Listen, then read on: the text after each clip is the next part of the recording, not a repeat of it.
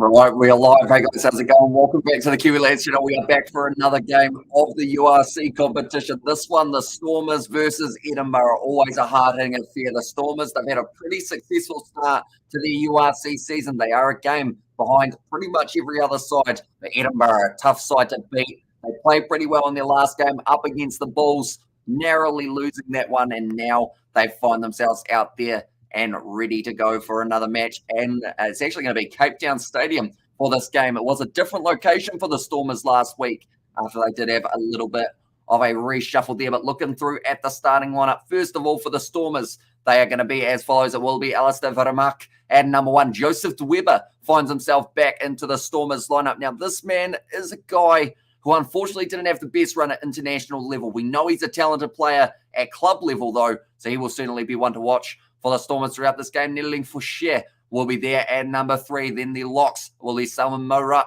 at number 4 and Marvin Ori at 5. So 2 Springbok locks getting themselves back into that Stormers lineup. Dion Fourie, Diamani and Evan Ruas going to be there at number 8. He scored an absolute blinder down the wing, 50-meter run, fending off anyone in his way. That man probably is going to get himself another try throughout this match as well. Then Paul DeVet at number 9. It will be Mani Labok slotting in at 10 with Damien Falimza on his outside. Now, he was concussed in the second last game of the Rugby Championship. His concussion protocol time, it is done with.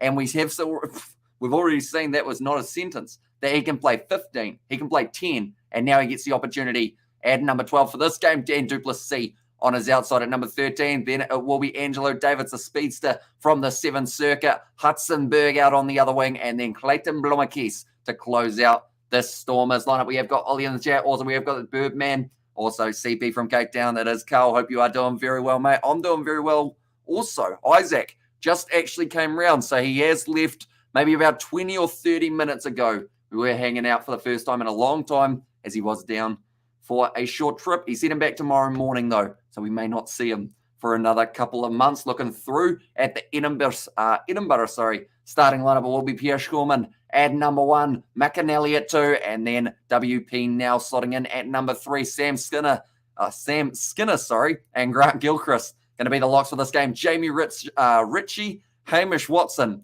and also Haining. I feel like my tongue's in the wrong place for a URC live stream at the moment. Maybe it's those African names that are just getting it a little bit muddled. But Velicott going to be there at number 9, Kinghorn at number 10, Lang, and also will be Bennett on the outside, Darcy Graham, Hoyland, and then it is Melman slotting in at number 15 for the Stormers. But we are only about 5 minutes away from this contest getting underway, ladies and gentlemen. Do let me know your score predictions in the chat.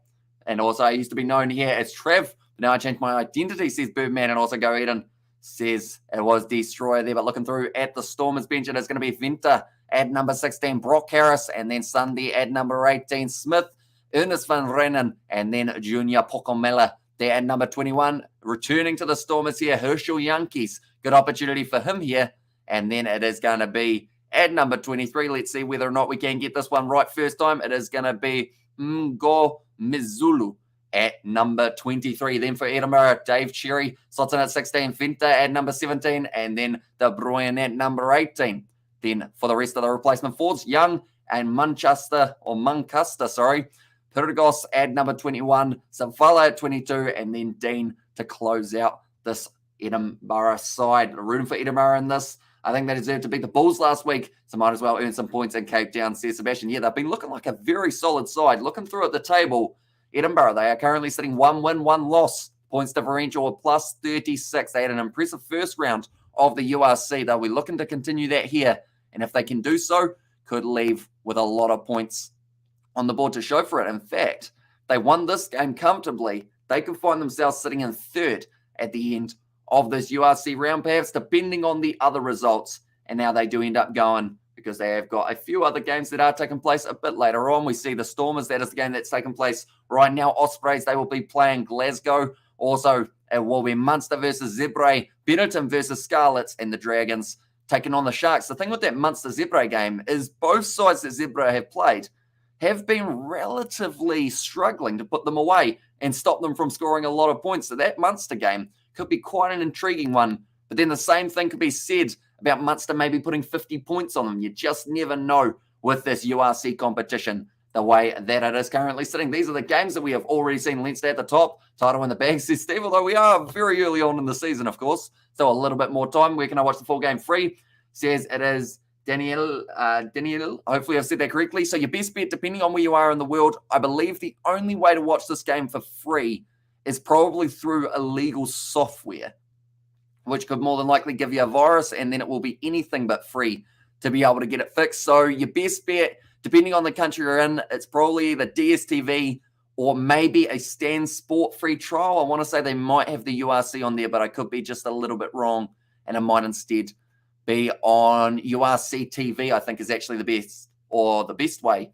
There's Birdman and also now, mate, Leinster all the way. Says Steve, I like the confidence. At the end of the day, they've still got to make sure they are effective for the next, I think it's about 25 games. But if they're able to do that, they continue the momentum that they've got now, they could certainly get themselves the title. But we have got their pump the brakes. Still early, yet claiming the title in the bag after 3 weeks.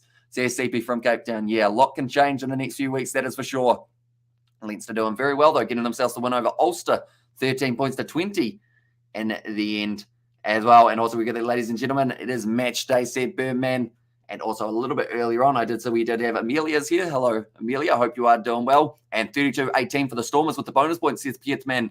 And 25-15 and 31-20 and 28-17. All almost in favor of the Stormers, other than Destroyer, who was actually the one who went the other way with it.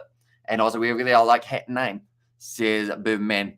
And there as well, but currently 1 minute away from the coverage beginning. And then I believe from there, we're only about a minute or two away from the two sides making their way out onto the field. So like I mentioned, a lot on the line for these two teams. They want to make sure that they're doing well in the early stages of the competition. The Stormers, the defending champs, able to go all the way last year. They could do it again this year. It would be extremely impressive to be back-to-back inaugural URC champions. But looking through at the bench, it's a little bit of a shame that we don't see Emiliano Boffelli there for the, we'll move that, for the Edinburgh side, mainly because he was very effective at international level. Of a Stephen Kitsoff, one that they haven't got here, also alongside him, a couple of those other guys that you might see in the fullback, but they've still got a lot of box in their lineup, mainly the ones who were already released. At that stage, whenever someone says it's 100% legit, a lot of the time I don't believe them because most of the time it's BS and gives you a virus. Try to post a link in the chat. Good luck with that one, says Sebastian. And then also, I think the Stormers will win, but would like Edinburgh to take the match, says Steve. Oh, that is very loud in my eardrums. Not too sure who that commentator is, but he is shouting into the microphone. I think it might just be my volume. Might be a little bit off at this stage. But the two sides, they're going to be intense out there at Cape Town Stadium. Do let me know who you guys feel is going to be able to get themselves the title in this matchup. Or not the title, sorry. See, Steve, you've already got my mind on the title and we're only round 3. But who do you think will be able to score the first try of this match, ladies and gentlemen?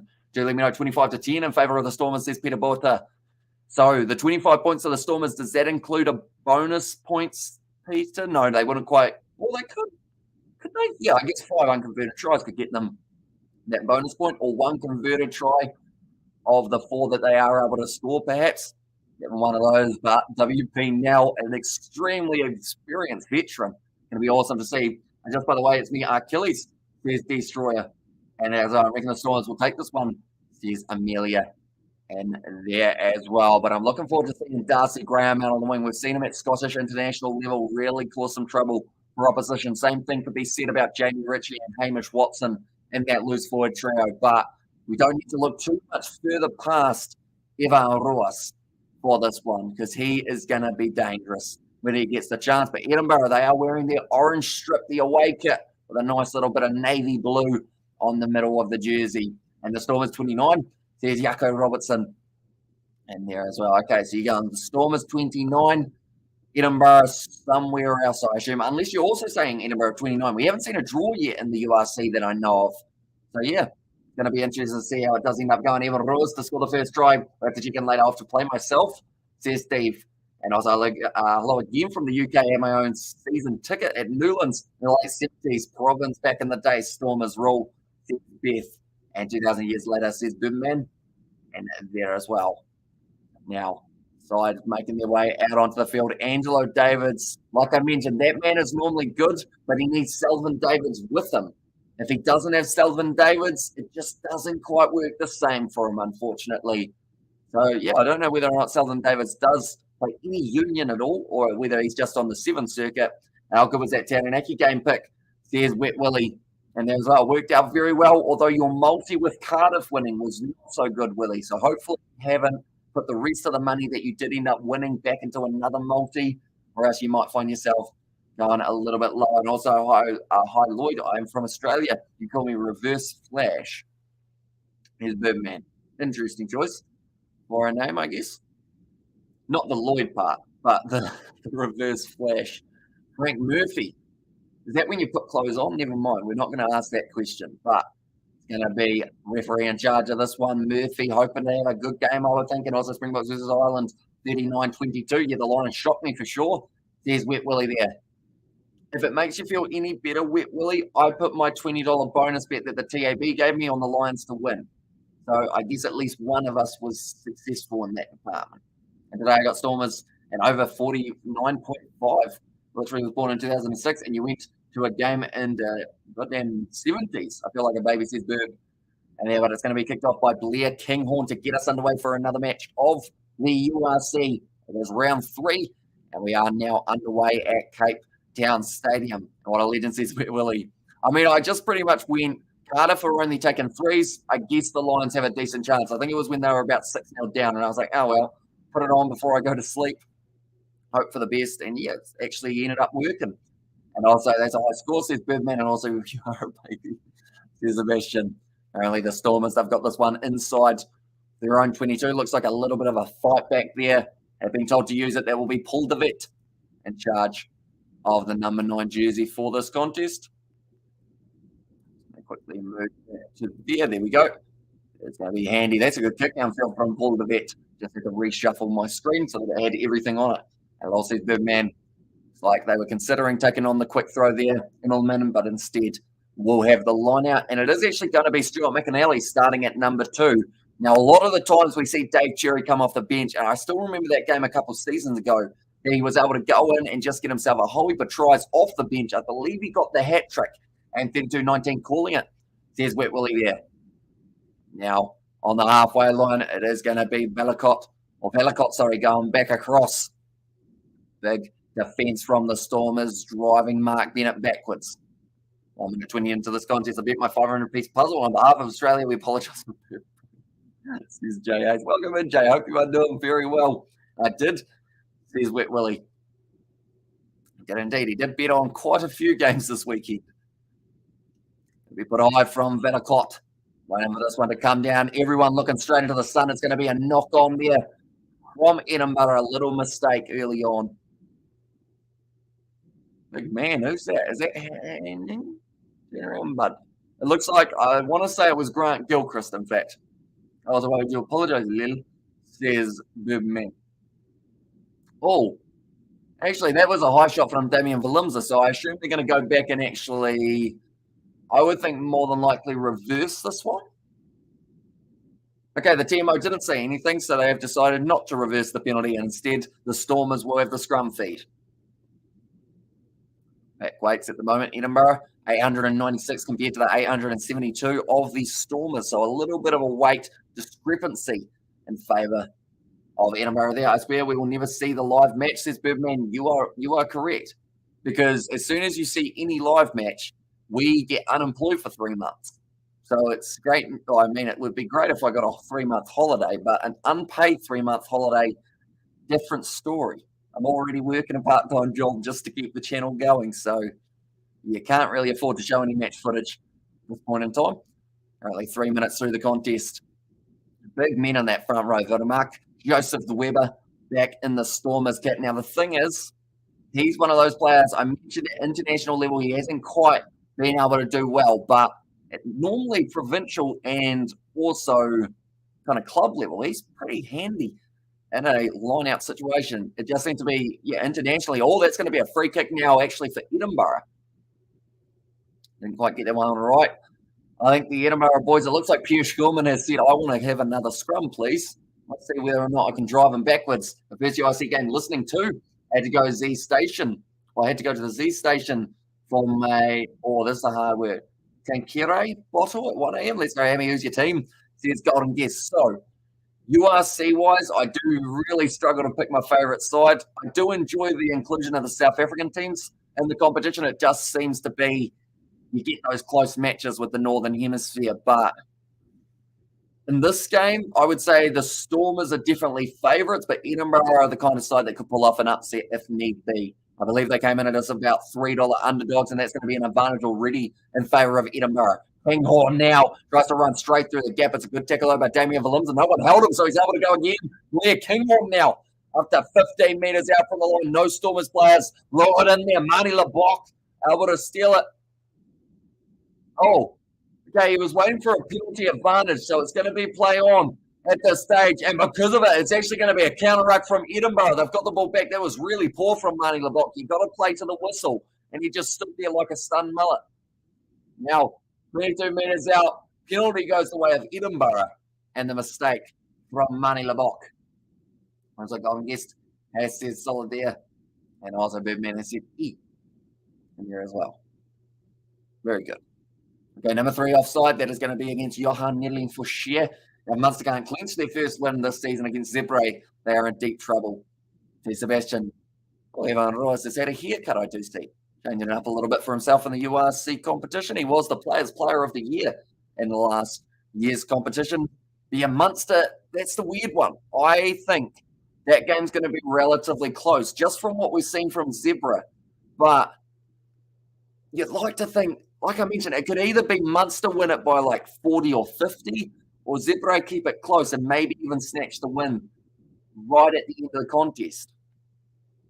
But I'm going to have a look, see how the odds do sit for that one. Where are we? I'm very lost. Oh, Sebastian, I have some sad news. Well, some would call it sad. Others who don't like listening to me will say it's great news. I've learned I've got an early morning start on Monday morning. So more than likely, sadly, we may not be able to do the Quins game or the England cricket game. That one's gone over. We are going to be doing the NRL, and then from there we will end up probably having to go to bed so we can get up early and put some windows in a house. It's a bit exciting. Overall, this is the way that the table is sitting, and Edinburgh now have themselves a 3-point lead over the defending champs, the Stormers. How do we get there? No, I read the end, didn't I? We are all caught up to date with Marnie LeBock. We'll be kicking off this one. You'd have to say maybe a little bit of, it's almost inexperience, but I think it's just a little bit of being too comfortable, thinking that it was going to be an easy penalty for them. That's gone through their hands. Edinburgh are now trying to clean it up. It looked like none of their players actually wanted that one. In fact, we did see the number 9, Ben Valacott, actually avoiding that ball for a little bit of time there. Now driving hard, they're inside of their own 22. Hello, says this Distracted Sports. Welcome, mate. Hope you are doing very well. I hope you have been enjoying all the rugby this weekend. Of course, the Aucklanders, they were able to get themselves the win. Northland's game's coming up relatively soon. Hopefully, they will be able to have a decent performance up against the Manawa too. Big kick high from Valacott. Going to try and get close to the touchline, and he has been able to clear it. Nice. That's fine, mate. Window won't attach itself to the house, says Sebastian in there as well. Yeah, it's going to be a weird way to start a week. Actually, like being up early, because I'm normally up early, but I'm up early for a different reason. Like if I'm tired after being up for a stream, I go back to sleep. Whereas this, up for the day. Windows, and also I think the cladding's all done, so we don't have to do that. But Munster will win by 30, says Wet Willie. That's the thing. I think they've got a decent crack, but Zebra are just one of those sides this year who are being a bit annoying. You can't actually put any Munster money on the TABIC, but Zebra, they are $15 underdogs. I'm curious to know what the handicap is. The handicap is actually Zebra plus 28.5. So that's pretty big for Zebra. As long as they don't get an absolute hiding, some people might be getting paid. And sun out where I am in Cape Town and Stormers by 8 months by 30 plus or less than 7. There's no in between, says Sebastian. Yeah, it's going to be a weird game. I'm looking forward to it, though. Sadly, they're not showing it in New Zealand, so I will just have to watch the highlights when I do wake up in the morning. That's a nice pass from Marnie LeBock. Out onto the wing now. Goes to Hudsonburg. Penalty to Edinburgh, though. Check the log, bro. Check the log, bro, says Dion. I assume you are talking about the table. Once again, there you go. That is the way that it is sitting as it is currently there. Right, we have only got the top 11, though. At the moment, below these sides, you have got Connacht. They are sitting in dead last. You've got Zebre. You've also got Munster, who are out of that top 11. That's 3 other sides. We're up to 14. There's got to be another couple teams. Benetton up there. Who are the other sides? We've got all South African sides there. The Irish sides, I believe we've got 2. So the 2 that we're missing are Connacht and Munster. Who are the other sides? Scottish sides. Edinburgh is 1. Who else have we got in the Scottish department? Oh, there's about a triple or quadruple blow of the whistle there for that one. And maybe another. No, the Welsh sides, I think, are almost all in there as well. I feel like there's a couple of sides that I'm not quite remembering. Held a B-Day party for the 5-year-old. So I have caught very little rugby. Good to see the North Harbour put 60 on the Southlanders, though, says it was there from Distracted Sports. Yeah, not the best game. I know that there was someone who was a very happy supporter in terms of they really wanted us to do that Southland game because they love Southland. But I'm kind of glad I didn't because I feel like it would have been heartbreaking just hearing try after try after try against their side. And after we get my almost 15-year-old, I got his first part-time job. He's getting $22 an hour. Awesome. Whereabouts is he working, love mum? Maybe not the exact town and whatnot, but what type of job is he doing, I should say, in that one? Yeah, $22 an hour for a 15-year-old is pretty decent. Be able to make a little bit of money there. That's going to be a scrum feed now, 10 minutes into this game, and we still see a little bit of an advantage in favour of Edinburgh. 3 points to 0. Okay, they're rolling more. It started off not too bad, but then I believe it might have been just in the side a little bit, was it? Or was it Mora who was in the wrong place, wrong time? Fish and chip shop. It's a job. It's an effective one too. I'm trying to think of what jobs we had. I mean, probably working at the local supermarket was probably the one that a lot of the 15-year-olds were doing. And maybe the dairy now, if I'm not wrong. And also Edinburgh and Glasgow, says it was there from Sebastian. And also heartbreaking, more like glorious, says Distracted Sports. Yeah, it wouldn't have been so glorious for the Southlanders, though. They had to watch just that try. Oh, that was close to Paul Levette jumping the ball there, but he's done well.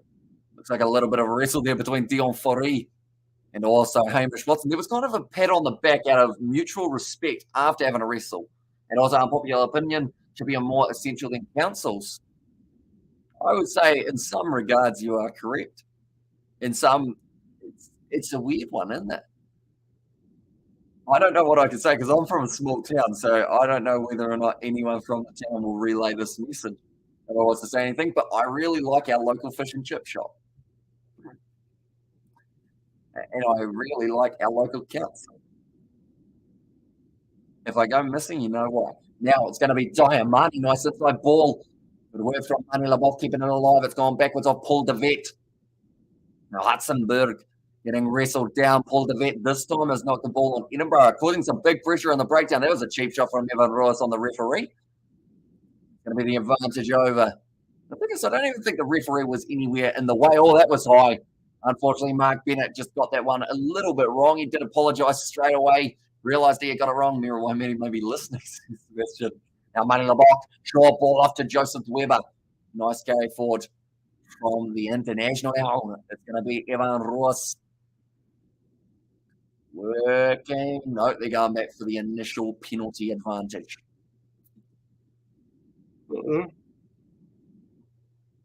And some yawns. Did you know for Zebre to win by 13 plus is paying $36? That's not actually absolutely huge. I feel a Zebre win by 13 plus is more likely than a draw in the contest. But yeah, Clayton Blomekes cleaned up a little bit too high there on the tackle of, it was the number 15, Henry Himmelman. Feel bad for Mark Bennett. I blamed him for that high shot. Now the Stormers, they will be looking to kick this one for touch. I'm not too sure what's happening here. It seems like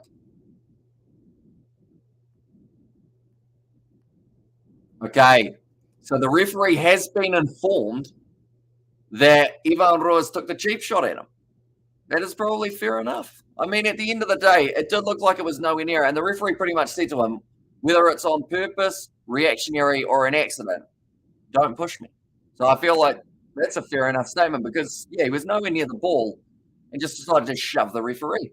And also, they better go for the corner. They have tried to, but they are 22 metres out. Did you watch Aussie A versus Japan? I didn't. I didn't actually have anywhere to watch it here in New Zealand, I don't believe, unfortunately. So I don't actually know the result of that one. I might try and get another Stan Sport account because I don't actually have one at the moment. I've only got Stan. Yeah. Might see if I can get myself a look at that game. I assume Australia A would have won it, but it's hard to tell with the Japanese. They're always one of those sides that can work pretty well under pressure. And let's go. Really. Oh, it's going to be the Edinburgh Scrum. They've done well. They've got that ball in early. I believe it was an underneath. Oh no, he's all right. Joseph Weber was just bent at a different angle than he normally would have liked to be. They went for the rolling ball. It wasn't effective, though, but it was the work in the end by Jamie Ritchie to be able to help his side get that ball back. Like they've said, Edinburgh, they were not interested in contesting for that scrum. Instead, they committed about 4 or 5 to the rolling ball, shut it down early, got over the top of it. Now they've got themselves another scrum feed. They've actually had quite a few of those throughout this match. I think we've only seen one so far for the Stormers, and that one they ended up giving away the free kick in the process. Now Ben Valacott about to feed the ball in for Edinburgh. It looks like it's going to be available at the back for Heining. Looking to drive hard, and it's a good run, similar to what we see from Evan Ruas. While the Stormers going off the short side, Jamie Ritchie with the big fend. Diamani able to drag him down, only just though. Another advantage goes the way of Edinburgh. I believe that's for a high tackle against Diamani. Now almost 15 minutes gone in this contest, and only the 3 points. Good run from Blair Kinghorn. They will be going back for the initial advantage, and Tribe doesn't even have that game. It's the Southern Hemisphere app. I reckon even Colombian sailing was more popular than that Aussie A game. Sebastian there as well. Yeah, like I only knew it was on because someone earlier on the Bunnings NBC live stream mentioned it. Other than that, I had no idea. I haven't seen it advertised once. I've hardly even seen like lineups put out for the sides. Normally I get notified pretty quickly, but yeah, for some reason it just didn't hit the notification box, I guess. And even another app that I have, Ultimate Rugby, it also didn't have that game on there. So it's as if no one counted it as an international or even close to an international fixture because they did the Pacific Nations Cup on there, but not this Australian series. Jamie Ritchie, straight out Diamani. I believe initially I thought it was for a high shot, but I think it might have actually been for the thank you, Jay. For the offside. Cheers for all your content, mate. I put this towards the channel. You deserve it, says Jay. Hugely appreciated, mate, for that one. And it certainly will go towards the channel. We've got a couple ideas coming relatively soon. It's going to be another penalty to Edinburgh. Geez, the Stormers are not getting the discipline right at this stage of the match. Hey, my face is almost the same colour as that one, Jay. Done well. And very generous of you, Mr. Hayes. That's the thing. I have noticed every donation we get, my face almost is able to match it. I think I'm actually a part-time chameleon, believe it or not, because I turn the color of my curtain, which is kind of this purplish color, all the time. And top bloke Jay Hayes says a Nathan there, and that's a hell of a lot of money. There's a Birdman in there as well. But another penalty going the way of Edinburgh. That has been plenty so far. Although it says it's only 3, but I believe that's because a lot of the advantage has become advantage over. Now, rolling ball coming up here once again. Edinburgh still trying to get those couple extra meters. There's going to be Stuart Nelly hanging on to it at the back. It's good defense from the Stormers. Creeping towards the touchline. Maybe just keeps his feet in the field of play. Very nicely done. But a big shot there from Scudder into Benny. Tried to give him the spine buster, bending him backwards in that challenge. Hamish Watson, 10 metres out from the line. Gets close. 5 out now. The Stormers almost able to turn it over, unable to. I'm a prick sometimes. It's okay to say Nathan. There's Jay Hayes there as well. I mean, you certainly know how to deal with trolls pretty well. They seem to have no answer really for you. All right, but I feel like that's a good way to be. Now, the ruck was formed. Another penalty against the Stormers. Kanghorn goes wide, waiting for the bounce of the ball. It's going to be a nice run forward, almost getting through for Hoyland. Now around the side once again, it will be fullback on fullback. Immelman running straight at Clayton Blomakis. 10 metres out, and they are still going. Haining has a good crack. They are still under advantage. In fact, it's a new one. And bro, I try to be generous, but I literally have no money. AC Birdman, so if you haven't already, be sure to leave a like on the stream. It does help out as well. So yeah, sure to leave a like on the stream. That's going to be a nice pass on the outside, driven into touch. Or was he? Oh, he's claiming that one. Marnie LeBock's got him in side control at the moment. I feel like I'm watching the USC, but now they help each other up. Did Mark Bennett get it in the corner? If he did, this would be absolutely incredible, especially posting some particular peculiar links when someone asked for the game link. And I was like, oh, have you been doing that as well, Jay? I still remember the one for South Africa versus New Zealand. Sebastian was a harsh man. He sent them the one where Bowden Barrett scores that match-winning try. And I was like, thanks for letting my eyes here in East Africa. Says, is it Lewis or Louise? One of the two. I know it's Rovela as the last name, though, and I do appreciate you a lot. And yeah, Mike Bennett wasn't touched for this one. I believe they're going to go back for the initial advantage. It's great fun. There's Jay Hayes, and you're all good lads. We blame Scott Morrison and Dutton. There's Nathan there. And also thoughts on Japan and ABs, Hamish. And should we stick to the best 15? Ooh, okay, so thoughts on Japan as a separate thing? Or, because I mean, Japan, they just played. Geez, that man goes to the gym, I would think. I don't know who he is. But Cape Town is rocking. I thought Schulman there had a can of something that he was holding up. But it turns out it was just a bottle put in a weird kind of direction. But yeah, Japan are a tough side. No one can underestimate them. Because as soon as you do, that's when they are the most dangerous. I say it about many teams in World Rugby. Game day, there's Golden Guest. Yeah, because the All Blacks play Japan, don't they? I think the All Blacks, you're still, like I said just then, you can't underestimate them. You can't go with a side that you feel should be able to get the job done rather than the side that you know will be able to get the job done. That's where if I was to stop watching the stream, would just start. Says Birdman, I can guarantee you that will not be the case. I will still not show you any match footage. Out of respect for yourself, Birdman, I wouldn't want you to miss it. And also because it's illegal. But, you know, that first one's the one that you need to hear. Second one for everyone else. Now, Edinburgh, we're going for another rolling maul here. They've got a good crack here. 19 minutes in to the contest. Still 3-0. Looking to add a little bit more. Mine says 8 minutes. That's a bit behind, isn't it? There we go. Now it says 19. Stuart McAnally throws it into the front. Nicely taken. And now they're going to try and get this rolling maul going forward. It's actually going backwards, though, for them. Really far backwards. By about 10 metres, they're being told to use it. They have to try and get that one out, although now it starts to march forward. Dion Fori, I believe he went through the middle, and it's going to be a legal one if it does get stuck in there. The ball is now available, is it? That's kind of stuck in there, you know. That could actually end up. Move your leg, please. It's going to be a scrum to Edinburgh. The ball was available, but someone wouldn't move their leg. I believe it was actually a South African player who might actually say he's got a sore leg now just to get it looked at again.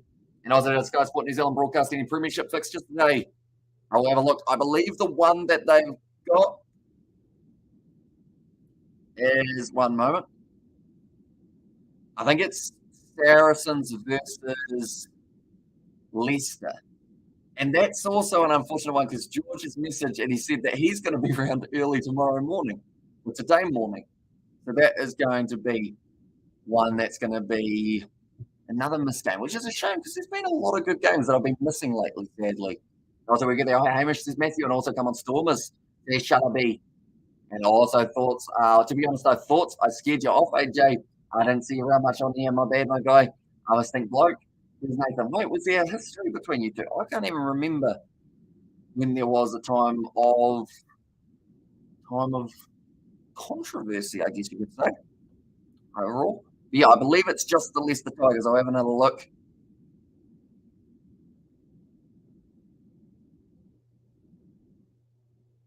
A moment. We'll go like this.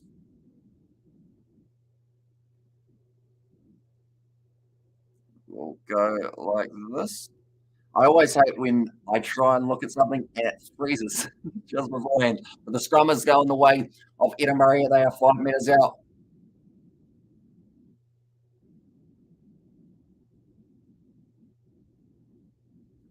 Now, going to be back across.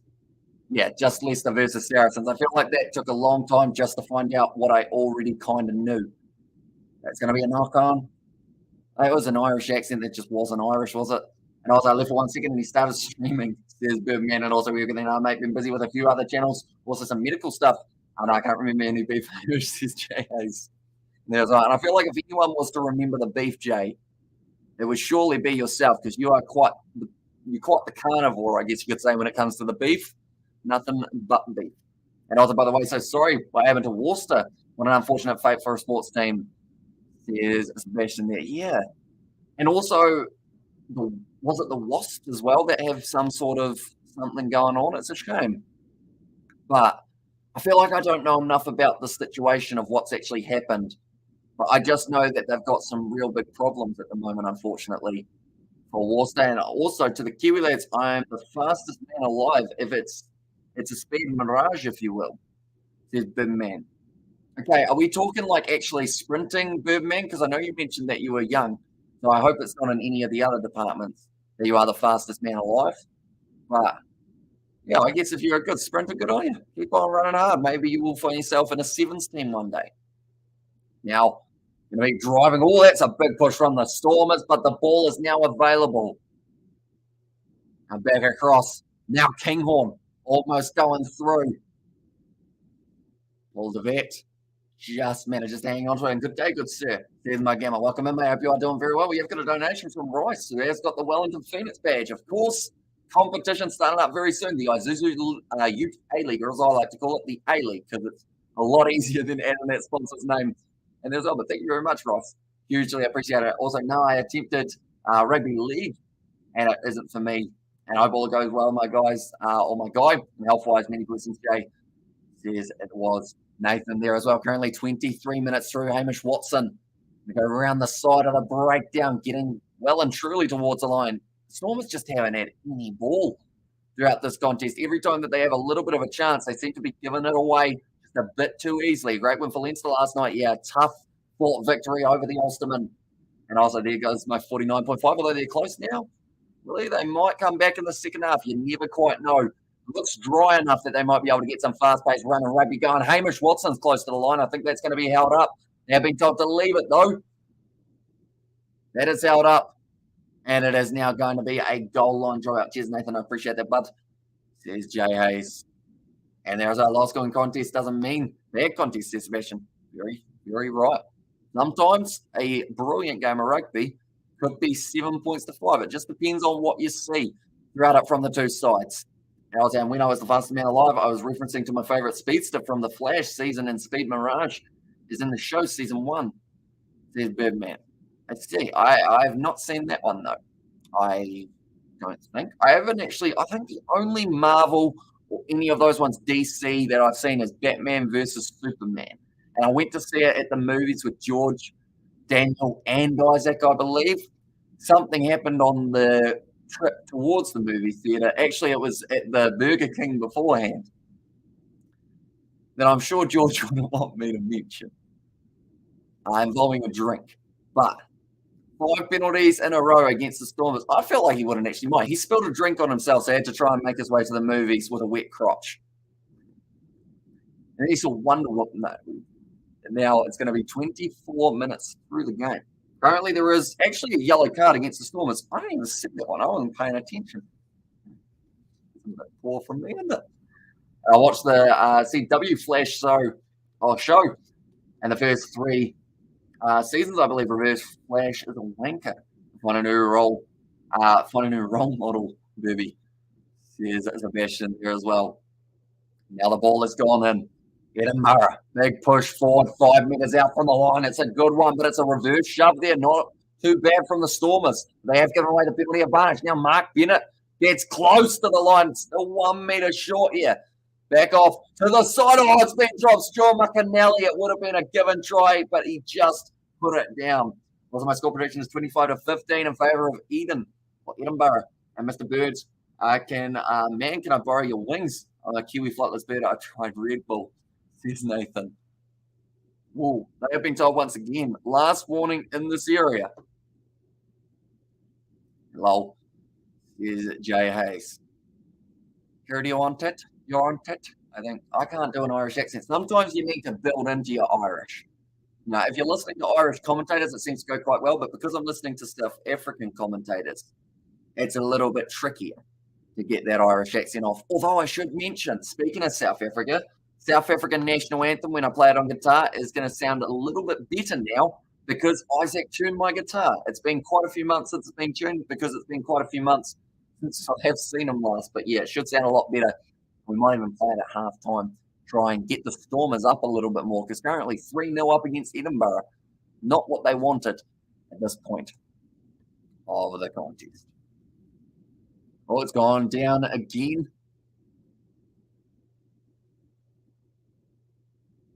Okay, they just want to move it over by a little bit. The Stormers are still in this one, though. At the end of the day, as long as they don't allow Edinburgh to score too many tries throughout this contest, they've still got a good chance. They are defending champs at the end of the day. They've had to dig deep before. They're in South Africa.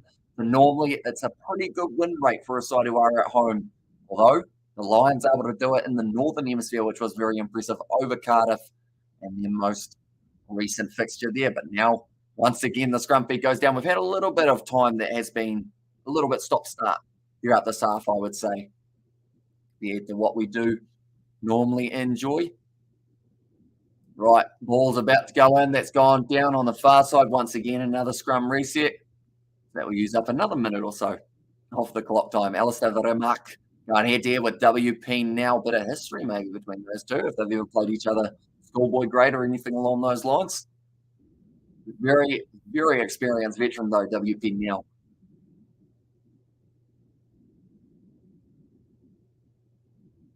Okay, referee has made it very clear. He just wants them to keep the scrum off the floor. That's the one target and the one goal that they've got. Hopefully they are able to do so. And this one, this is the third scrum reset. From here, I would like to think we're going to see a free kick if any side does end up going down, or a penalty. And in that case, I really hope that they don't end up going for the scrum. Stay there. It's gone down. They've been told to use it now. Going off the back, handing. Goes one more short. Still 5 meters. That seems to be that mental block at the moment for Edinburgh. They need to get through. That was very close. 1 meter now between them around the side. Once again, inches in it. But Edinburgh unable to cross that trail, and they have got about 7 Stormers right next to the breakdown. Evan Ross is the first man to jump out in front now. If they give away any more penalties, that's got to be over for Pierre Schorman, doesn't it? Yes, it is. And it is the try for Edinburgh. Says Sebastian. And hit the like button. It's pretty good, be lazy. Says Jay in there. Yeah, anyone who's new, be sure to leave a like and subscribe. It is hugely appreciated. You guys all being here. Yeah, score already, bro. Jeez, says Wet Willie. How many did you need, Wet Willie? 50 points or so, wasn't it? And I think that's quite how it works, good man. At $10, it's free. But it's not, you see, because he does get charged for that $10. Red sounds to have a bet against the Stormers for working that forward pack reset. There's Golden Guest. And also the try for Edinburgh. There's Sebastian. That one's going over. And that will make the score now 10-0 in favour of Edinburgh. How are you, bro? I'm doing very well, Roman. Hope you are doing well too, mate. And also, Eden won today. Did Roman a bit earlier on. And also, we have got there. I might shout you, Mac is on your 6th.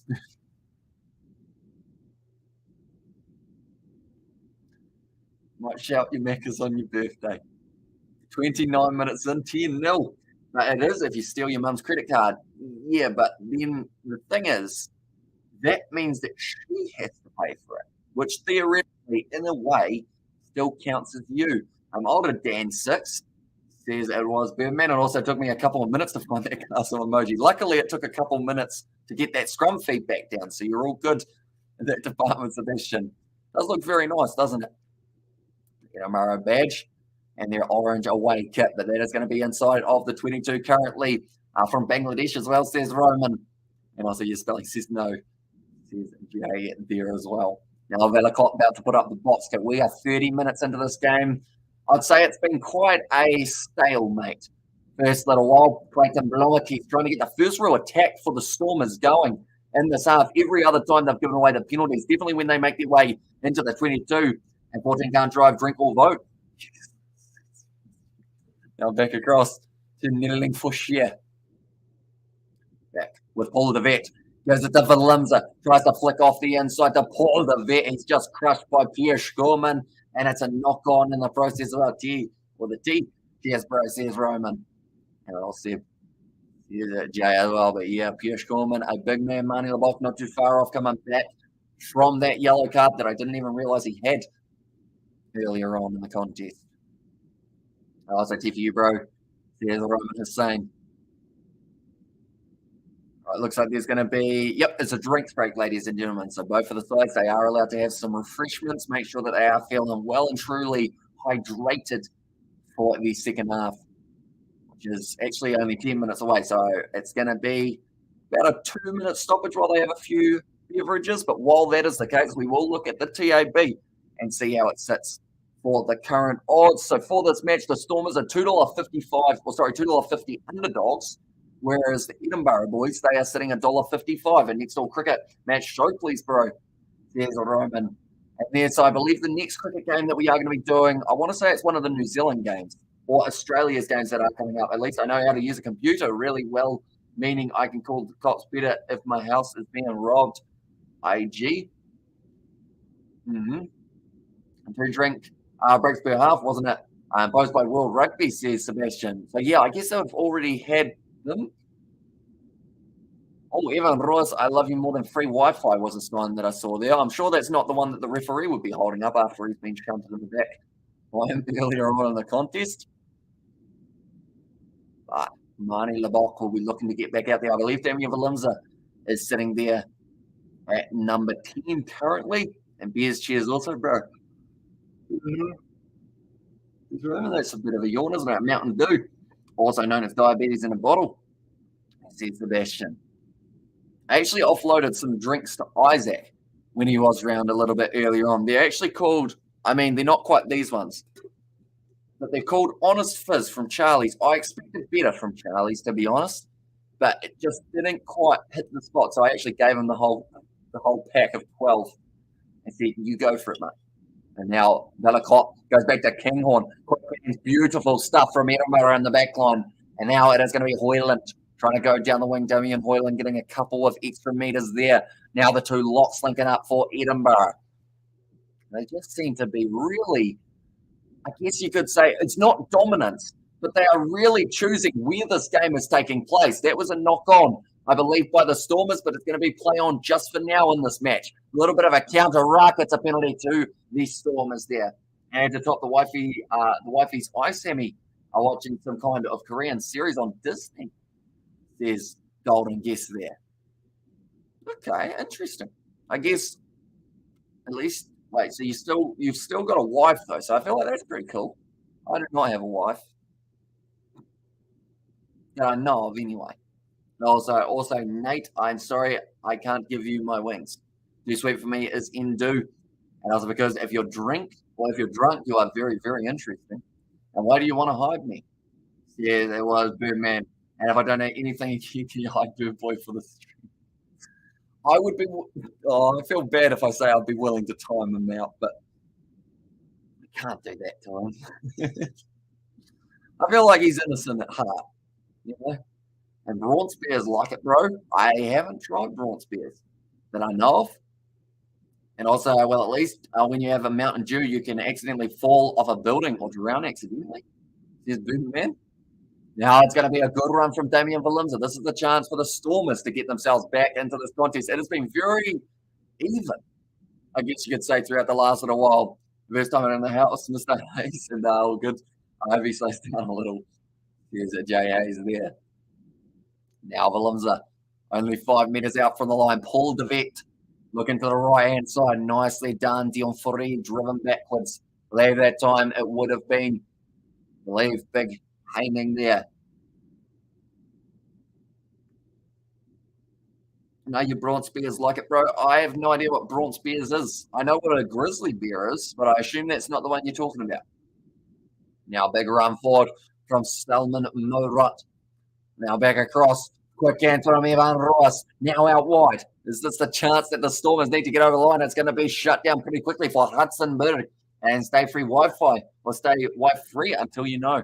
There's Golden Guest. And mid-mod, please. There's Jay. There's the chat as well. Currently 10 meters out. Paul DeVette goes back across. Short ball from Manny Lebok, who's back from a spinning time. And he did spend 10 minutes on the little chair next to the pitch. Now, Paul DeVette back across. This is 12 phases in a row here for the Stormers. That's going to be bouncing around, and they've stolen that one. Pretty lucky. Yeah, the penalty's got to go the Stormers' way there. His hands were down. I remember Roman. Been a while, says Jay Hayes. On number 10, high tackle. So that's actually going to be against Blair Kinghorn. Free Wi-Fi, and Wi-Free is the life. There's Sebastian. And there's, but it looks like already they're making a sub. That's going to be Alistair Varamak making his way off the field, and that is for Brock Harris. He now makes his way onto the field. So the early change after only 34 minutes. Why am I yawning so much? Maybe because it is currently 1:41 a.m. So that would actually make sense. But yeah, it's a bit weird yawning at this hour. Normally I'm wide awake, I guess you could say. The cheerleaders, I swear they're the only club that have cheerleaders, and they all look very happy to be there, which is absolutely tremendous. You want to have happy people at the ground, making the crowd happy people by looking at smiles on faces. Solid game, 35 minutes gone 10-0. There's Nathan. Yeah, it's been a low scoring one, quite even throughout this one, and maybe a double shot. There's Golden Guest in there. There's the thing, I don't actually drink caffeine, though, or coffee or anything. Is New Zealand doing the daylight saving thing? We are. So we are now at 1:42 a.m., whereas you guys are now 3 hours behind or 6 hours behind, I believe. It just maybe yawning as well. I apologize for that. If anyone yawned, be sure to leave a like and subscribe to the channel. Huh? Get the tie it in together, maybe. Right. The number 8, in fact, it was. So it was Haining in the end, and now it's kicked into touch by Manny Labok, 5 meters out from the line here. Can the Stormers go in for the first time?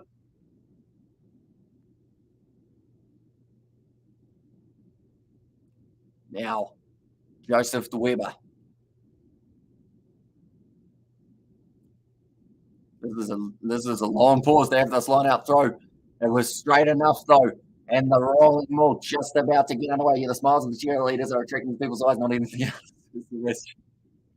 Now, nice work from Edinburgh to be able to drag down that one. I believe it's going to be. Oh, it's become a scrum feed for Edinburgh. That is sensational work from Darcy Graham, even though it could have been a penalty for maybe not getting out of there. Moderator me, bro. There's a Roman in there.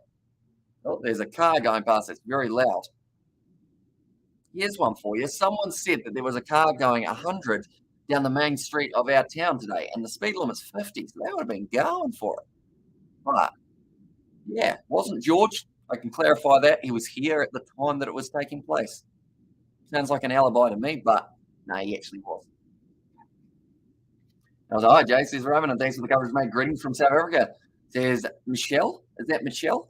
Michelle? Hopefully I've said that correctly. Is the last name, I believe the last name is Lowe, though, isn't it? Now, can the Stormers, I've said that question about 10 times, but they need a try here. But they have to make sure they win the scrum first. They haven't actually got the feed. Instead, Valakot will be putting it in for Edinburgh. And it is set there. And stay there. Do not step. They have been told to use it. Haining looking for it, trying to bump off, pull the vet. Good carry forward. Needling Fouchier over the ball nicely. Brock Harris, has he joined that one illegally? A little bit, but I believe he has now flattened out, so it does mean it isn't going to be the penalty. The thing is, neither me nor Katie or Gareth or anyone else has to be a moderator. The streamer has to propose you.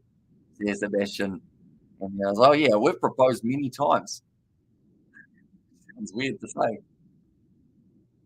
Still haven't sent crickets to you, Sebastian. I don't know whether or not that's a good idea, though. Maybe I just send you a voucher for Uber Eats. Might be easier, and you can actually get something that's not a bug from the ground. I was in a hurry to watch South Canterbury games, 100K and 50 zones. And there as well, says Nathan. Yeah, I mean, at the end of the day, South Canterbury got themselves another win, which is great to see. Well, I wonder how the local boys did in that team. I believe we've got about 2 or 3, and another one of them actually used to play in my South Canterbury cricket team, which is quite cool to see. He's doing well. Our short pass out to Dan Duplessis. In fact, it was the skip pass, but it was flat. Now Dan Duplessis starting to break through here. Inside ball to Angelo Davis, the pace. Oh, has he just flown it? Yes, he has. No, he's got it anyway. Has he got it? No, he's just short by half an inch. That is massive defence from Edinburgh. They've got the advantage for not rolling away. That's got to be a yellow card, I would think. Don't mind bugs. They're rich in protein, aren't they? Well, they are, but so is a steak. So which one would you prefer out of the two? Yeah? He's under advantage. Comment from the referee. Oh, and pronounce similarly or similarly. I didn't know that would be the harder part of that one. To Miguel or Michael. Yeah, okay. A little bit of a combination of the two, perhaps. Similarly.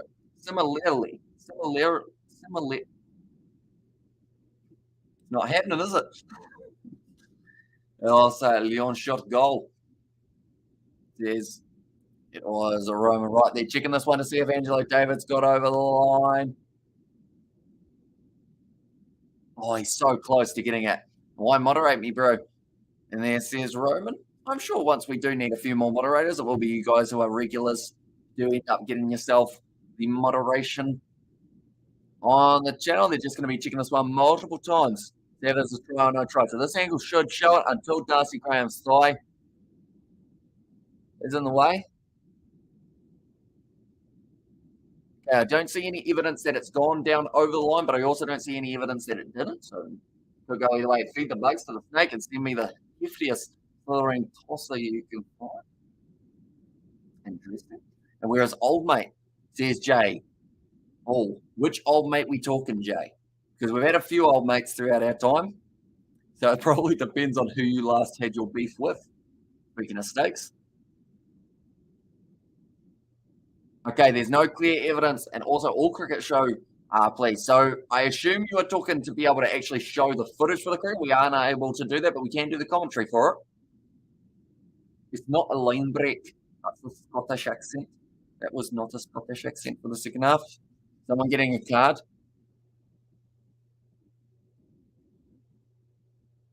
Stuart McAnally, getting one of those. And also, what is your views on the refereeing in the Rugby Championship? I thought it was pretty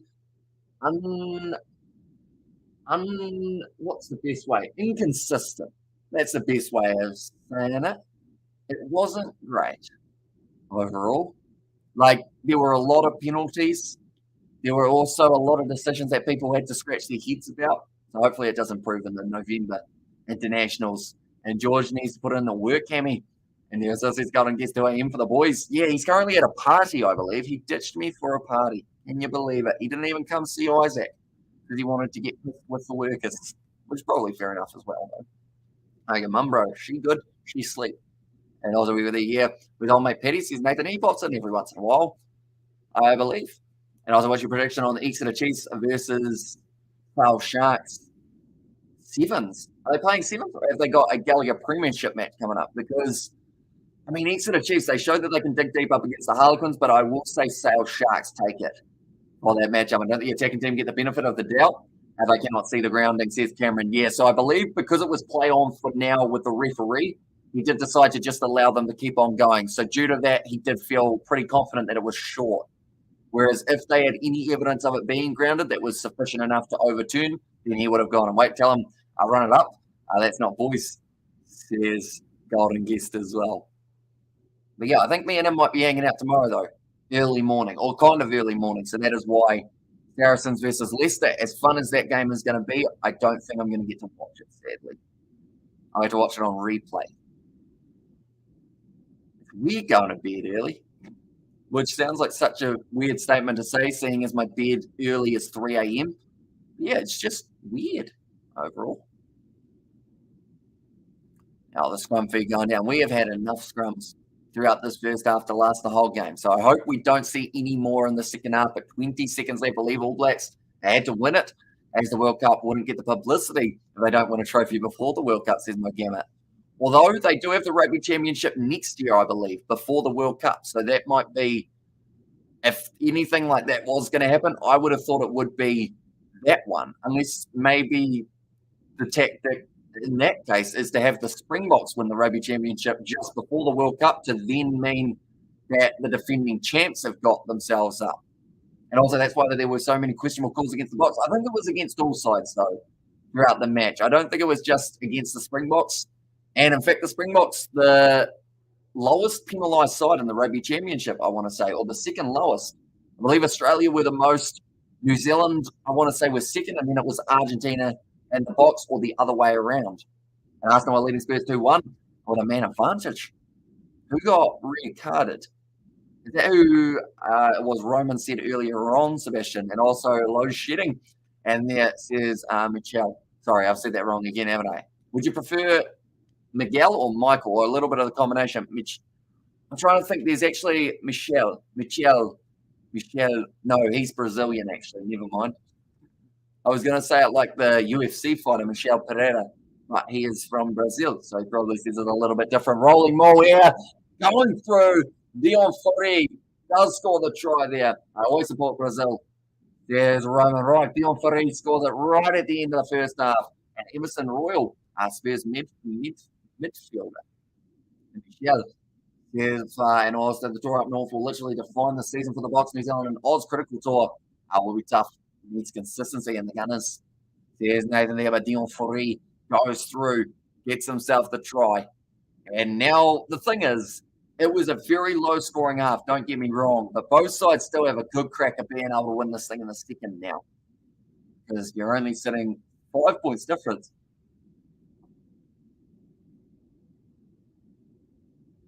That was a very long yawn. I feel like that was some sort of record. Mikhail? Is it Mikhail? And I was right before the half-time whistle. There's Montgomery, exactly right.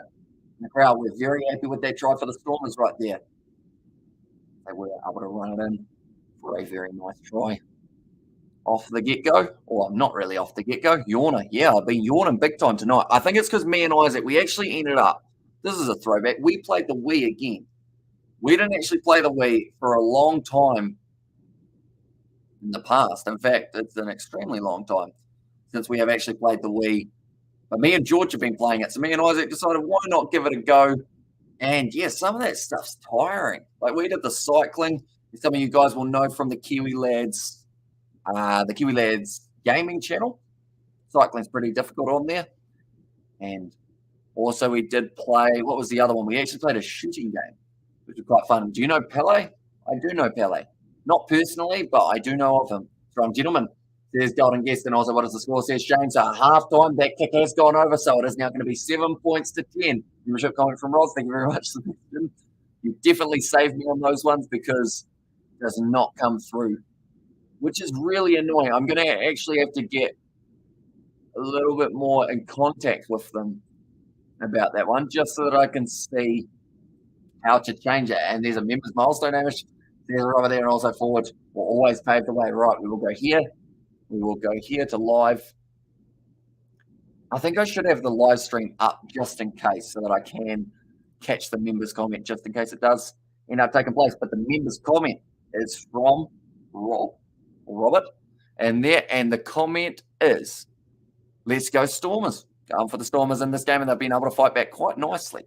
And this one, and I was playing cricket with my cousin Mitchell in there as well, says Matthew. And also forwards will always pave the way. Waiting for the second half to blow them away as the Storms come in, says Mo Gammett. And could have been the perfect first half for the Scots. At least it'll be an interesting second half, says Sebastian. Yeah, if it's as close as this, like the stats overall possession, 58% in favour of Edinburgh, so they had quite an advantage when it came to that stat department, but just not really able to get those points on the board that they would have really been after.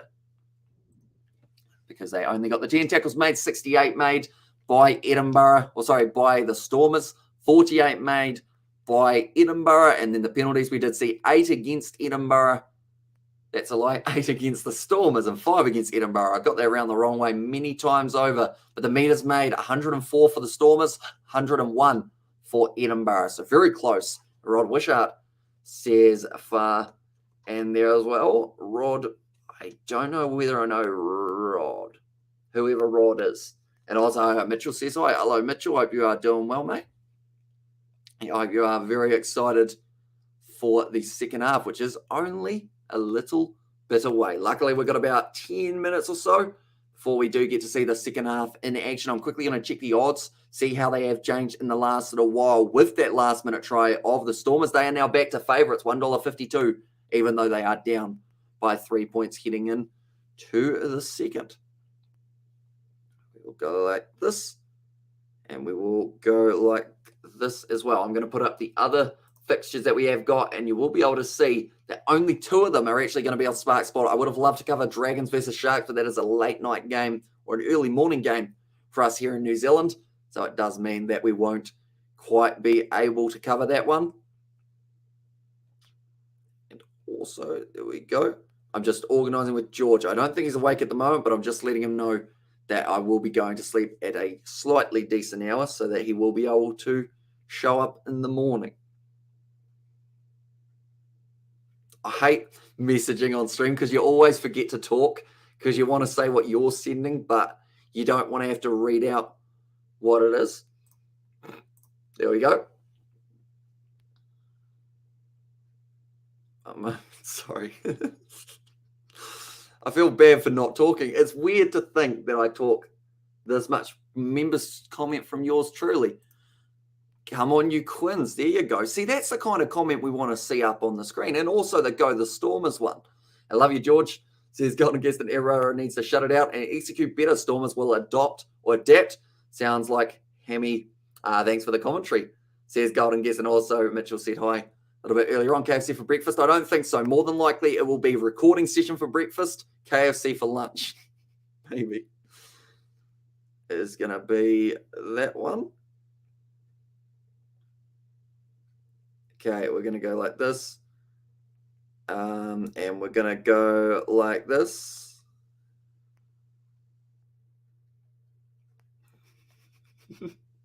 I need to have some music playing or something. Hang on, I got Isaac's songs actually plugged in. One moment, we'll go like this. There you go. We can put a bit of Isaac's music on just while I'm quiet. Once it plays. I hope it plays. Or else this is going to be really awkward. Rod Wishart, the former Australian Rugby League player.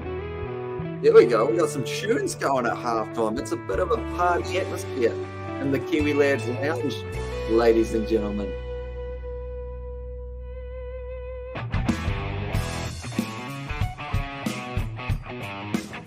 There we go. So hard to talk while talking. I never realised that. Do we just leave the tunes going, depending on how loud they are compared to myself? Former Steeler. And the NRL final tomorrow will be a good game, and we are going to be covering that one on the Kiwi Lads channel. What is the score says coming at the moment? It is 10 points. Oops, I turned off the wrong one. I turned off the music, sadly. But I did mean to go like this, so you can see the score of 10 points to Edinburgh and 7 to the Stormers. Max volume. Hey, imagine if anyone's listening to this, though, trying to keep it quiet, and all of a sudden it just blasts as loud as it possibly can. Oh, mate, says Golden Guest. So if you do enjoy Isaac's tunes, should mention they have got a band, and their band's name is Electric Temples. I had to think about that for a second. Be sure to check out their YouTube channel. They did release their newest single. You've certainly become more rock and roll since you started streaming, says Sebastian. And also we've got there Mitchell says Stormers are going to win, and both games should be good. Ills double. It's going to be a tricky one. That is for sure. Oh, sorry. Oh, no. Yeah, it was double. I thought I read that wrong, and it was doable. Noted. Says it was Golden Guest. Yeah, I should mention the guitar is now tuned. Isaac decided to tune it for me while he was here, which does mean if I play the South African national anthem, it's going to be a lot crisper than normal. Whoops.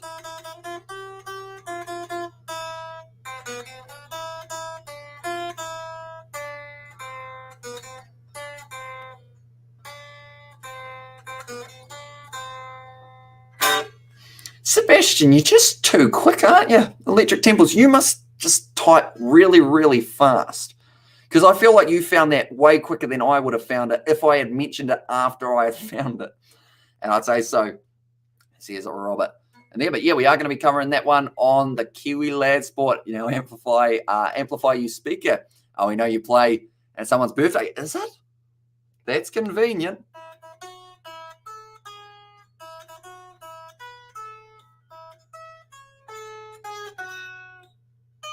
Oops. There you go. Happy birthday to whoever's birthday it is, even though I don't think it was anyone's birthday. But we are still happy enough to be playing it. Currently halftime in this matchup. Halftime always feels long, doesn't it? Although I hope they back out there soon.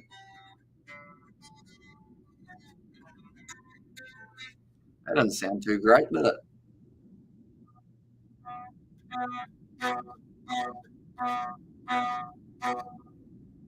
Does it sound like that? That does not sound the way that it should. I think it was just with the way that my finger was on it. But, whoops, just banged into the wall. Currently, second half. I hope it's a little bit higher scoring. Bob Marley, I cannot play any reggae, but Isaac is pretty good at pretty much doing any type of genre. Play a bit of rock, he can play a bit of jazz, he can play a bit of what else is there? Jazz, country, he can play a bit of country, he can play a little bit of reggae. You name it. He's got it in the arsenal. Whereas me, no. I know 4 songs. And you need to learn a summer tune as summer is approaching in the Southern Hemisphere. I suggest Wipeout by Safaris. I don't know if I've heard that song before, but I might have to star you, Sebastian. There we go. I'll put the star down to see what it's like. And also, I'm sure Gail Broughton played for New Zealand. Yeah, Gail Broughton, she actually, that the Sevens lady, is it?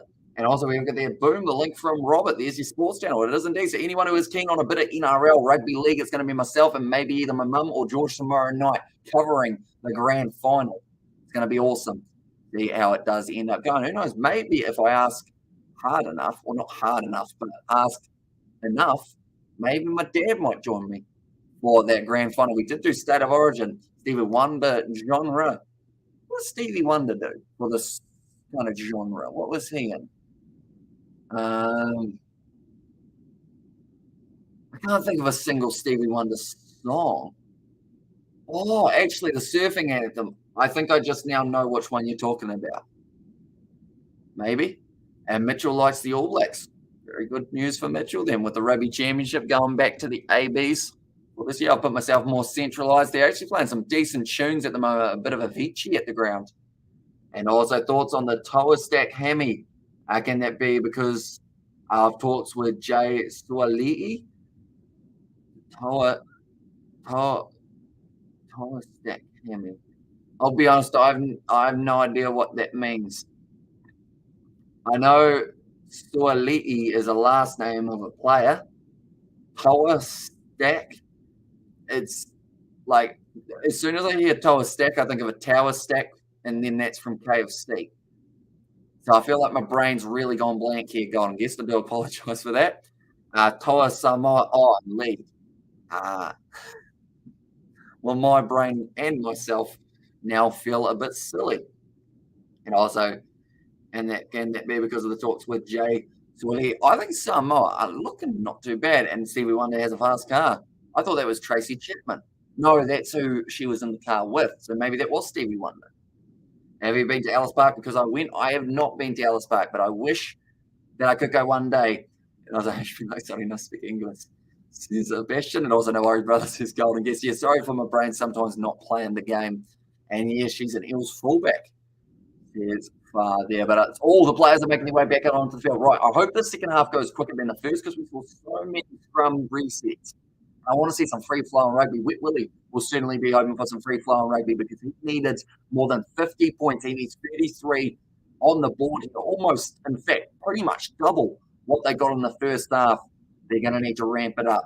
Who knows? Game could still go either way at this point in time. Dion Fourie making his way back out onto the field. Did manage to score that last-minute try for the Stormers in the first half. Now, the thing is, at this stage, I'm going to mention it.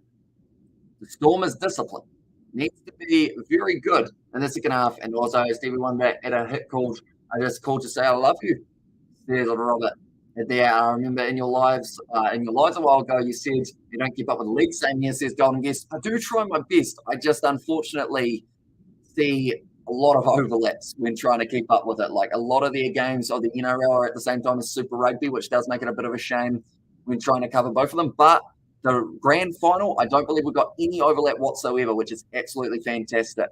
And I do look forward to watching it with you guys over on the Kiwi Lad Sport channel. The referee blew that whistle with a little bit of aggression, but Marnie Lebock gets us underway for the second half, and it's taken nicely by Edinburgh, who are able to claim the kickoff straight from the get-go. I just called to say I care. Oh, I know that song. Now that you've said both lines, what a slow one, isn't it? And I went to Ellis Park with Mitchell, and the All Blacks won 35-23. We were so happy, says Matthew. And now Vellacock going to be putting up the box kick. To halfway or almost towards it, nicely taken there by Clayton Blanquez. Back across Evan Roos, flat pass off to Joseph Weber. Two players who were in and then out of the Springboks side. Angelo Davis so close to scoring the try earlier on. It sounds like there's actually going to be an advantage now to the Stormers, and they will be going back for it. Disappointed with that one. 13 offside. Mark Bennett not quite where he needed to be for that one, and the offside penalty goes the way of the Stormers. They might take the 3 points here. It's about 38 metres out, I'd say. It gives them 10 if they go like that.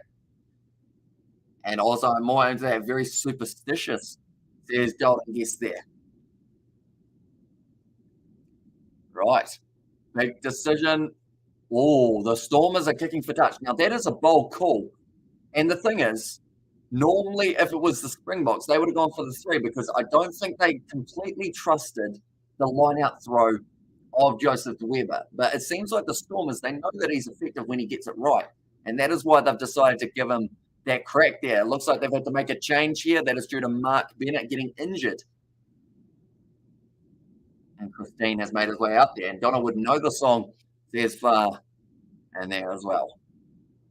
Now, it is going to be Joseph Weber throwing the ball in. Nicely taken by Marvin Ori. Now getting driven slightly backwards. Marching forward here for the Stormers. 5 metres out. It's going to be an advantage. 5 metre advantage for the Stormers. Pull the vet. Looks like he was considering going for that one. Right. That's a long blow of the whistle. Referee is not going to double blow it yet, but I'd say they aren't too far off getting a yellow card if they keep on infringing only a few metres out from their own line. We went to Ellis Park, and you and Mitchell were the happiest people in our life. Well, you and me and Mitchell. I didn't realise I was at Ellis Park. Hey, it's Rassi Erasmus in the crowd there. And that man next to him will be very happy indeed getting his photo or getting himself on the big screen with Rassi. Crowd as well, of course, doing some scouting perhaps of those Stormers players working out who we might like to see in a bot kit in the future. And I'm sorry, but this is not the best performance to go off because they have looked subpar. And then Mitchell with the happiest people live at the All Blacks one at 8 o'clock. There's Matthew. Now the rolling ball once again starts for the Stormers. Here we go off the back. Joseph Weber slams it down. And I mentioned him just before. And he is fired up. He cannot quite believe it, that he's been able to get that try. It's great news for him because he's had a tough international season. He is smiling from ear to ear now. And the Stormers take the lead 12 points to 3, only taking 3 minutes in the second half when it took 40 in the first try of the URC. And he has got the heart above his head, slapping the chest as well. Joseph Weber, probably the happiest man out there on the field at the moment. With an offside penalty initially that then led to the Stormers getting that front foot momentum. Joseph Weber runs it in, celebratory heart towards the crowd. And straight down, beautiful things from Joseph Weber. Right. It's going to be the line, or not the line out, sorry, it's going to be the place kick off the tee for Marnie Lebock here. We'll be looking to line this one up here. Get a little bit more of a lead going. Currently a 2-point lead for the Stormers. We didn't think we'd be seeing that with how it was sitting in the first half. Me and Mitchell, the happiest people alive when the All Blacks won 35-23. So anyone who's a Springbok supporter as well, that's going to be hurting every time you mention it, Matthew. But at the end of the day, the Boks and the All Blacks, they have that mutual respect, and it's going to be awesome seeing them go head-to-head again next year. And who knows, it could even be a quarter-final of a Rugby World Cup, which is absolutely insane to think about. Passion as well says Golden gets straight down the middle from Mani Labok, and that now makes the score 14 points to 10 in favour of the Stormers. So the thing is, the Stormers were the underdogs. Then they scored that try, and then they scored another, and they are currently $1.25 favourites now. For Edinburgh to win, even though they're down by 4, is paying $4.20. That's quite massive with the margin we find ourselves sitting on at the moment. Now, Edinburgh are walking back up to the halfway line. They do need to make sure that they start getting it right. But Edinburgh, like I mentioned, $4.40 underdogs in this matchup. I feel like the Stormers are just starting to find their stride, though, whereas Edinburgh, they don't quite seem like they are quite here to play for the second half. And got it on with South African commentary. Yeah, unfortunately, my South African isn't as strong as I'd like it to be. I mean, I could say Yalda could ding about 50 times, which means you're a good thing, and I'm sure Joseph Weber is feeling like a good thing at the moment. Now, Clayton Blankes goes across to Damien Valenza, one more pass on the outside. Angelo Davis runs it high at the Edinburgh line. Paul Levet goes back across. 46 minutes gone throughout this match. I do not like the Springboks, says Matthew. I mean, the thing is, though, like, you may not like the Springboks, but it's still a side you've got to respect, because at the end of the day, they have been fantastic in history of rugby. Mani Labok now off the Paul Levet. It's looking like it's going downhill here for Edinburgh. And the Stormers are quick. It's a clean turnover for Jake Fury. And now penalty goes the way of the Edinburgh boys. Taking the quick tap there. Trying to march the 10. Paul Levet, I don't think was back 10 there, but it is going to be just in favour. Oh, that's time it goes the penalty of the Stormers. Now, you'd have to ask the question, was he back 10 when he made that tackle, or was he back about 7 or 8? I think they're asking the question there for Edinburgh, but quick tap did not work out. Okay. Scorman just asking the question, was he back 10? And qualifying F1, or watching F1 qualifying and listening to you, good job, says Michael. Do appreciate that a lot, mate. Who is going all right in the qualifying at the moment? Do let me know. I know that I talked to my friend who is a little bit more of an F1 guy than myself, and he did mention that it does seem like Verstappen's going to be able to get himself possible championship just around the corner. Yeah, that's true. I do respect him. And Mr. Bish, I hear a far off earlier today. No matter how much gap you have, it still comes across. I say 9. If you saw it, Hammy, or if you saw it, 8 Hammy, is golden guess there. Yeah, I guess even in that case, it's still not quite the 10. But it looks like Mani Labok going to be lining up this kick, the 10 for the Stormers. Okay, the referee, I think, was still asking the question. I'm happy they were 10 was the comment there. So this will make a 7 points difference if this kick goes over from Mani Labok. Deep breath from Mani. 193 career points for the Stormers. Now, ready to strike this one. Wants to take his time. And make sure that it does go over. I should mention, with this kick, they get it over. You could see Edinburgh become about $7 underdogs just in one little instance. The Stormers finding the momentum. Any links, please? Unfortunately, the only links really get your viruses, sadly, but the highlights will be up on YouTube pretty much straight after the match, so I highly recommend checking that out. It's going to be over, and it makes the score 17 points to 10, although that will be on either Supersports YouTube channel or also, I believe, Premier Sports might have the highlights of the contest as well. Okay, they were up to $7, but then they dropped back down to $5.25. Dion Ferry did very well getting over the ball, winning the penalty. Dan du Plessis, he thought he was penalised. He was going, me? And then the referee had to tell him, no, you were all right. You just were, I guess, stuck in the breakdown. Couldn't do too much about it. Overall, now Hang On kicks it high and long, taken by Dan du Plessis inside of the 22 now for the Stormers, and they're looking to kick this one back downfield towards The Edinburgh backs that's although, it's a little knock on the ground. Okay, they weren't quite able to do so. Can the rest of the lazy crowd watching Live Live is Golden Guest? That is from Golden Guest, not myself, I should mention. Me and Mitchell have all black shirts with Altrade on the front of the shirt. There's Matthew there as well. But in the end, Evan Roos here just knocking the ball on when he was on the ground. Not what he was after. Ellinger is currently sitting 3-3. That seems quite low with the amount of scrums we've had. Now that I think about it, I think it's because we've had so many scrum resets, though. 10 minutes already gone in the second half. Edinburgh, they are down by 7. With a Bulls side, with a Stormers side, it look like they are starting to find their stride. Now, going to be put in straight away. The penalty advantage to Edinburgh. Rush defence up there. Kinghorn tries to go through. Diamani tries to get on the ball, unable to do so. But the clock once again gives it back to Hamish Watson. That's a name I've only said once throughout this live stream. He now finds the offload up. Clock goes to Pierce Sherman.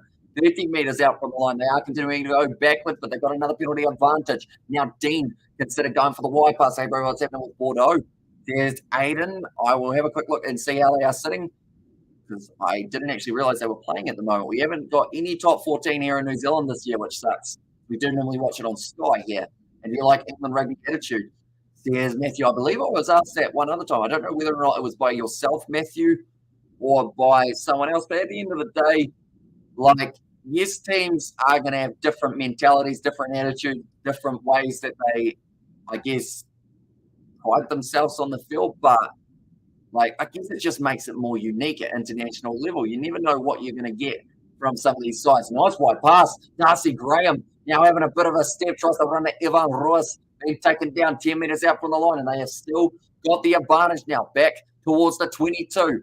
Will be Sam Skinner. I believe the referee has said you've only got a few more phases till I consider going back. Now Kinghorn goes to Dean. It's going too close to the player who was injured, and it is going to be going back, and this is actually going to be time off now.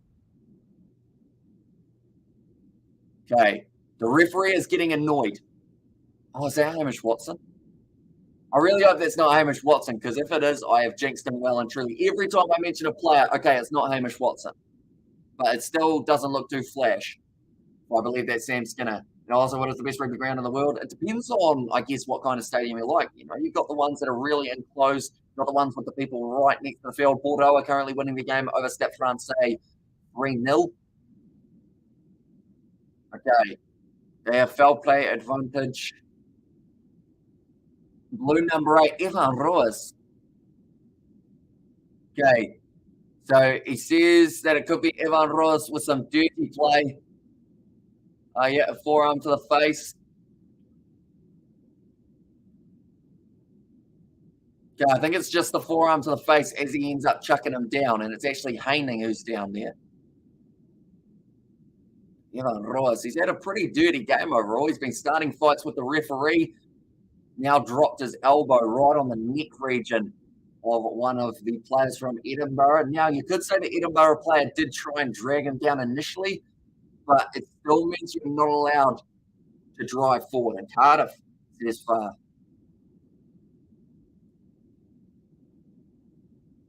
Okay, so they're saying Edinburgh, he did start bringing him down, but then Evan Roos used excessive force on the ground there. I mean, in tic-tac, sorry. There's Matthew. I see it as a dangerous action, says the referee. I think it's going to be a yellow card for Evan Roos. We go under the bin for 10 minutes. The referee's going to love this. He's going to love giving him a card, because at the end of the day, Evan Roos got the cheap shot in on the ref earlier on in the day.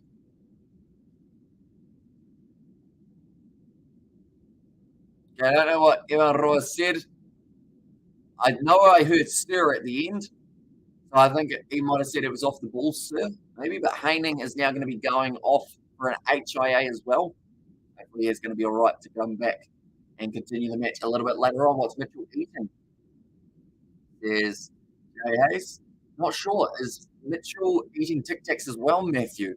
Balls, as far. Fair enough. Couldn't have said it better myself. But now Looks like Kinghorn will be taking on the 3 points here. So they have decided to go with a little bit of the safer option of taking on the 3.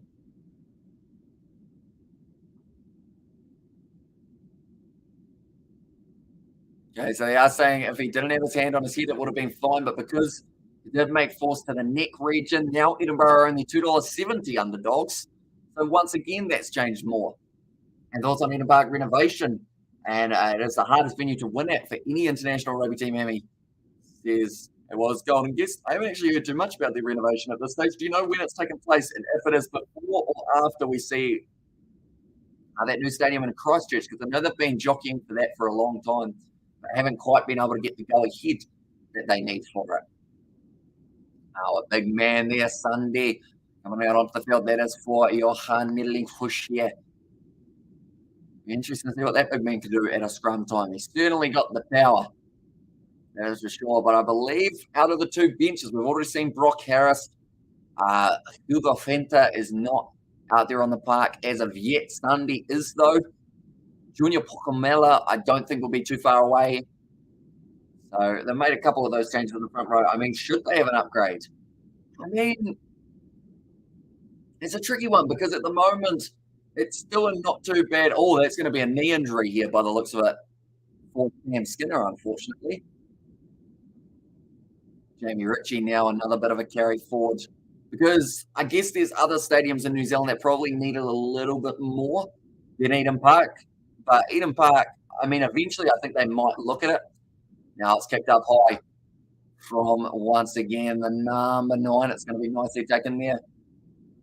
And Damien Valimza looks like he's going to be wrestled towards the touchline. Ben Villacotte was the man who kicked that ball. I didn't actually mention his name. They have a pull to vet. Now goes back across. Going to be the big man, Salman Murat. On the halfway line. 4 points difference between these 2 sides. We know it could be relatively close. And yes, sir, I agree with that. There's Golden Guest. And there as well, now, nice pass off from Damien Valimza is going to be bouncing up for Clayton Blomakis. Jackal made on him by Blair Kinghorn, Paul DeVette.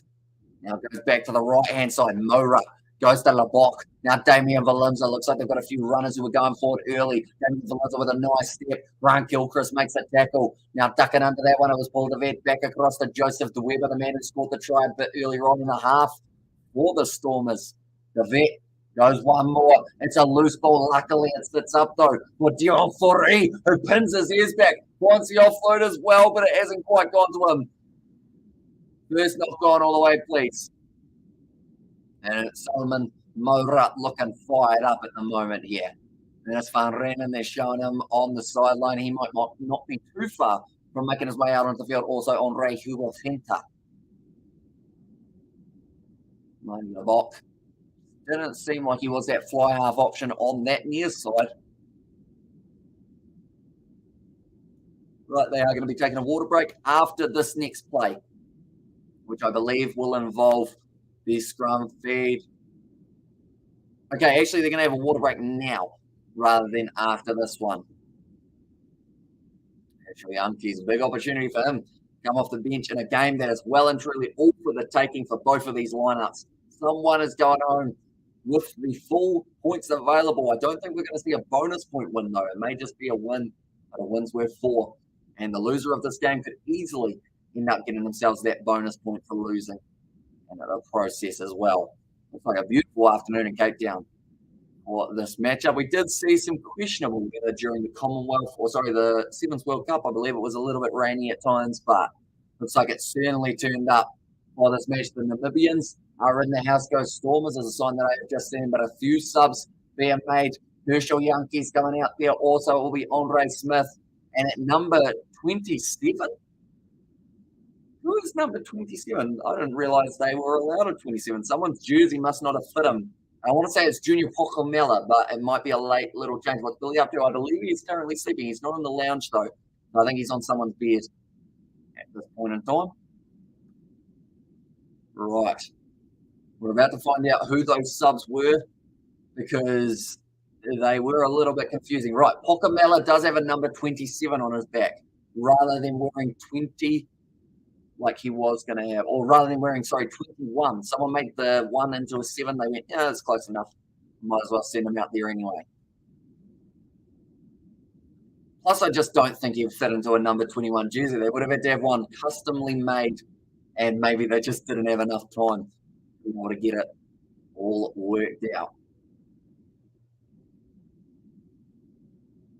Now, scrum feed for Edinburgh here. The drinks break is done, so they will have one more a little bit later on in the contest. But Velicott does put it in. It's gone down in the front rows once again. We were going so well without scrum resets in the second half, but now it seems like a few more might find themselves kicking in now. Be very careful. It's the comment from the referee.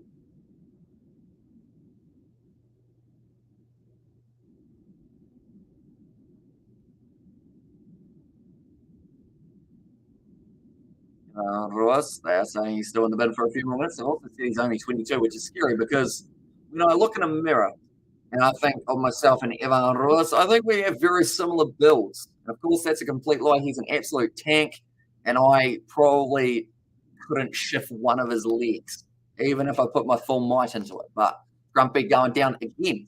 So now we've got another reset for Edinburgh. 6 minutes through. Do let me know, ladies and gentlemen, who do you feel is taking out this contest? We've got 24 minutes on the clock, 4 points difference. The Stormers' discipline has been letting them down. Edinburgh, their defence, been strong at times, but that South African attack just seems to be able to get through. Excited to see what's up, lads. It's been a while. Welcome back, mate. Hope you are doing very well at the moment. Currently sitting 2:30 a.m. here in New Zealand, so we are sitting a relatively late night. But once again, a game that started 2 hours before the next game that we would have possibly been covering had I not been up early tomorrow is actually going to run almost too long for us to be able to do that. Next game now, it's a flat pass on the outside to Darcy Graham. Good step and forward, but Dan Duplessis been able to make the tackle. He wasn't held, so able to go again there. Darcy Graham almost wrestled into touch. They do have to release him. That is Herschel Youngkie, South Africa Super, and a lonely team out there. You think it may be time for the URC to feel for the rest of the Southern, or our right forwards being chosen as golden guest? It's going to be interesting at the next World Cup because a lot of people have said this World Cup is going to be closer than any we've seen before. And you could say that it's because of all the sides kind of getting a little bit less spaced out. It's no longer one top contender. You've got about 5 or 6 sides that could easily have themselves a run towards that cup. But it would be nice to get to see us play a few of those, I guess, domestic sides. There's going to be a cross-stick there. Darcy Graham gets it beautifully, but Blomekes makes another good tackle. I don't believe he's missed too many today, which is an important factor in their Stormers defence. Now Kinghorn goes short to Pierre Schurman. Not 14 metres out from the line, kicked him behind there from Velicott. I don't necessarily agree with that tactic. I feel there was still a few more phases they could have put together there, Edinburgh. And now Clayton Blomekes kicks it way downfield, and that's going to be down towards halfway here. So, yeah, big mistake from Edinburgh trying to go for the little kicker behind. I get you want to go for the territory, but that was just not quite the time to be going for it. 58 minutes through this contest as we move a little bit further through the URC. Once again, all of the cheerleaders are looking very happy indeed. I wonder why the Stormers are the only side that have cheerleaders. I don't know what the logic behind it is because the Springboks do not have cheerleaders. And everyone else, I don't believe, has cheerleaders either. But now it is going to be Andre Kunoventa who's making his way out of the field. That is for Joseph Weber now. And I also just finished watching Arsenal versus Spurs because the Stormers winning. There's a rugby edge there. And while this World Cup is the first World Cup, I will be going into nervous, not going to lie. But it's going to be a battle. There's golden guest, exactly right.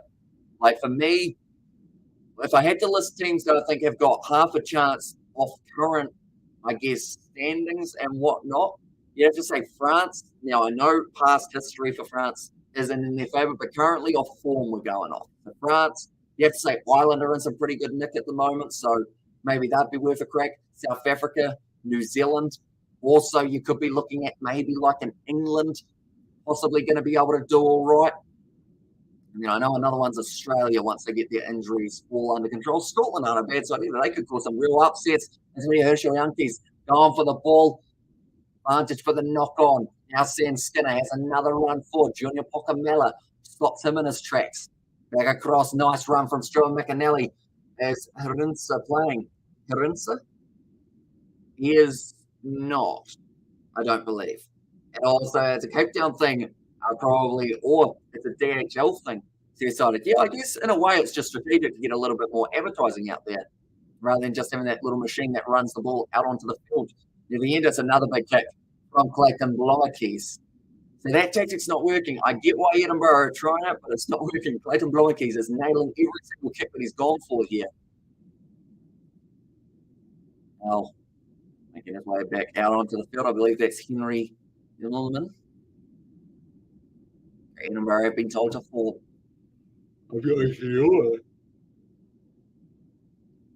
Form and yawn don't quite sound the same, but I guess they have the same effect.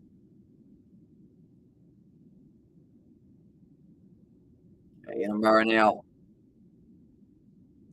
going for the line out here, going to the back. That's going to be stolen. Great work from the Stormers. The rough throw from Dave Cherry did make it just that little bit easier. Now another big kick downfield from Damien Williams. Nicely taken by Edinburgh, just out from their own 22. It will be the fullback. Puts it high. Starts to chase it. Now waiting for it.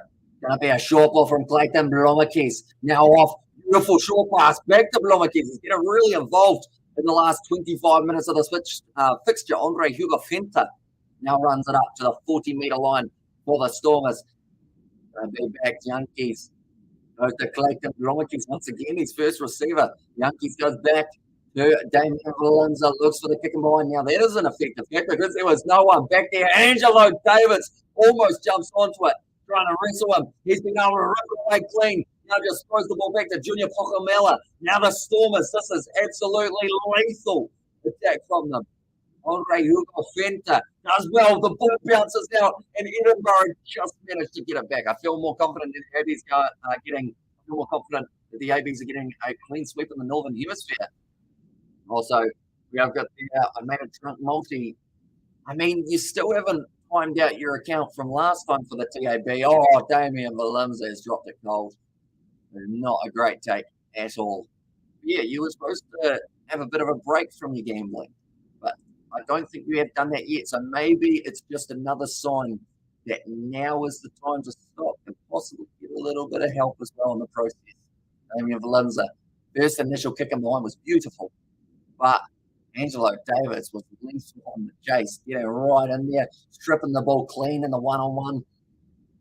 And then from there, Damien Williams just goes straight through the bread basket, puts it down, and now Edinburgh are going to have themselves another scrum. They have plenty of scrums in this match, and I get normally all of those gambling websites, they do have a helpline that you can look at down the bottom, or you can also have the option of timing out your account for up to 30 days, I believe, on a majority of them. So I believe if you look into, I don't know what website you're on, but it should have in the either contact us or the help center. They will say exactly what you should do in the case of putting a lot of bets on. And also, I've had a bottle of whiskey, so maybe time out your account for tonight and then work on it when you are sober. Stormers fired up. Edinburgh says Nathan, and also goes Stormers. Says Carlos. As well, currently 18 minutes left. There's another scrum reset. We have had probably about 20, no, probably close though, at least 10 scrum resets, closer to the 20 mark, maybe by this point. Now, the Brun out on the field there for the Edinburgh boys. And also not even trying to surpass towards Twickenham. ABs need to play best 15 even against Japan. I like how you said statement, says Golden Guest in there as well. Yeah, they want to make sure they get that clean sweep just to get that confidence going. It's gone down in the front row again. But luckily, they've been able to play that one. It's going to be a mistake. And now Herschel Yankees gets it, but it's a penalty for offside against the Stormers. Okay. Calm down. There's the comment there. Herschel Yankees is saying, I am very, very calm. And also, Rinse is pronounced Rinse. Says money van Nykruk. Hopefully, I've said that correctly. And a bottle of whiskey. He's Aiden. Right. What is going to be the ruling here? So it's actually going to become a penalty in favour of the Stormers. So they can take the 3 and extend this one back out to 7 points. Will you be live for the Sharks game? I will not. I will actually be asleep at that stage. George coming around early tomorrow, so we are going to be doing our filming for the Kiwi Lads Sport. Or sorry, not the Kiwi Lads Sport, for the Kiwi Lads Gaming channel. Also, I should mention that it's going to be on the Kiwi Lads Gaming channel that we see a new Wii video coming out tomorrow night. Be sure to hit subscribe on there. Proper 12, says Aiden. And then drink water, hydrate, should sober up, says Nathan. Yeah, as well. But yeah, the scrum went down once again.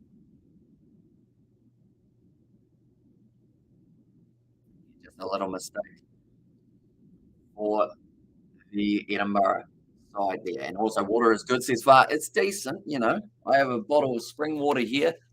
As you can see, it's empty because I drank it. Very good for you. The old water stuff in it. Fresh rain falls from the Southern Alps, really? Nice.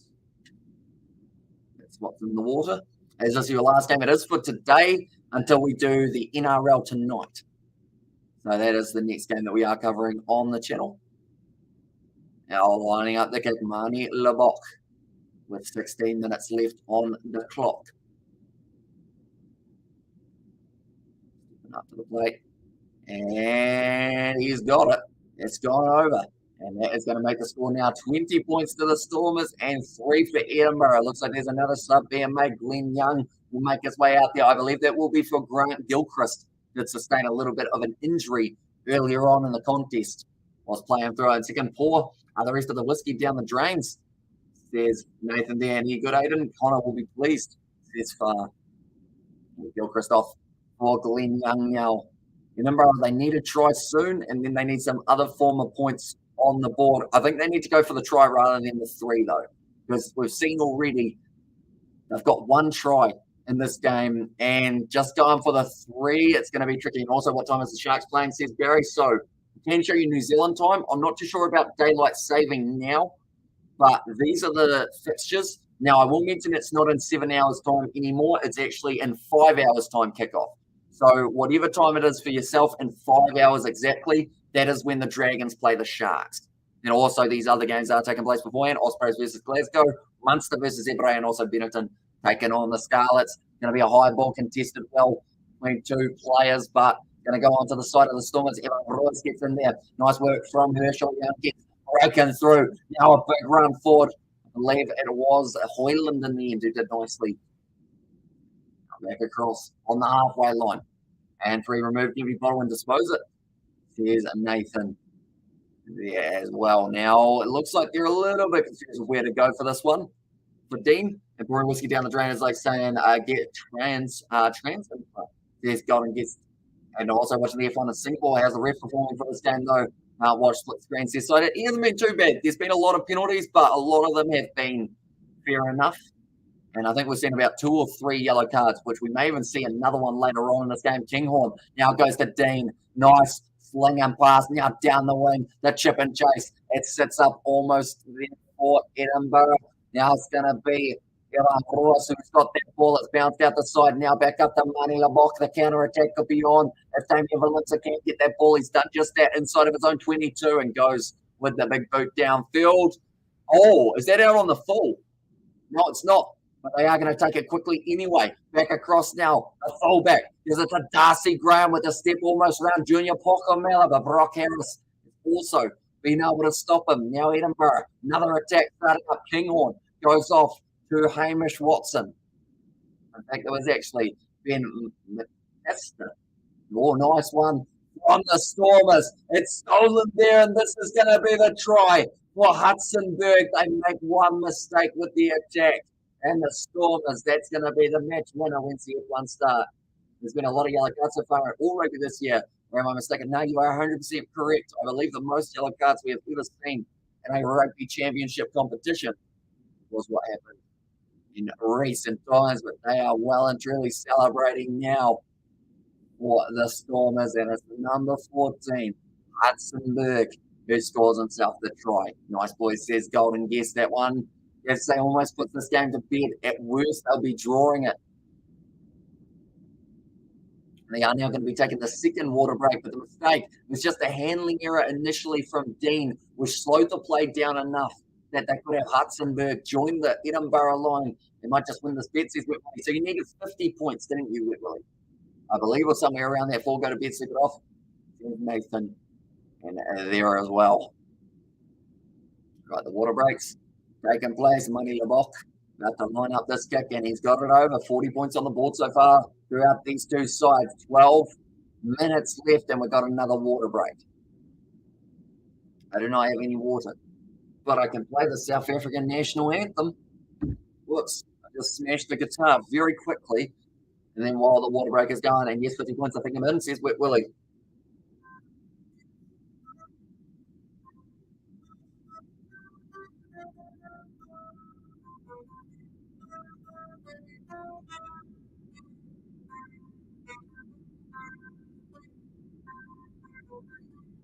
There you go. That's the water break song that we've got at the moment. And that is a song that a lot of these players want to hear in person. And they might get the opportunity in the future if they keep on playing the way that they are. The Springboks, they will be looking at those youngsters saying, you guys might not be too bad for our future. So I think Aiden has passed out. I want my breath most of the time. Says Wet Willie and Nice still early in the half. And America can still fight back. There's sighted there, yeah. 11 minutes left on the clock. They need 2 converted tries. We saw a nice late comeback. Started opening up in the game yesterday, I believe it was. Ivan Ross, he's got a lot of fans in the crowd by the looks of it. And a bit of there, Jimmy's excited. And here we go, Nuzzy. Right. 11 and a half minutes left. Kinghorn kicks off. It's gone the 10. And Edinburgh, I believe they knocked it on. It's going to be another scrum. I mean, the focus you put into that anthem, Amy, and now use it on the next conversion kicking ads. There's, and it was there from Golden Guest. Yeah, that's true. We have done a few kicking ones. I'm thinking about just uploading them as videos for people who haven't seen them. Is that something you guys would like to see rather than if you want to watch them, trying to find them throughout a big, long live stream? And a bit of Jimmy as well. I believe that's referring to Jimmy Hendricks, the tribe piece. There's Wet Willie. AB. I do see now it is going to be Dan Duplessis going off the field. Here we go again with this pronunciation. It is Sasha Ngo Miziru. Somewhere along those lines. I don't like it, says Golden Guest. Fair enough. I love, okay. You got me. You had me in the first half. And everyone, what's going on, lads? Blow me trumpet, yam on. Says Nathan there as well. Now, the Stormers. And I look for this ball. It's going to be another scrum reset. They should play in kilts, says Nuzzy Williams. That would be very free flowing.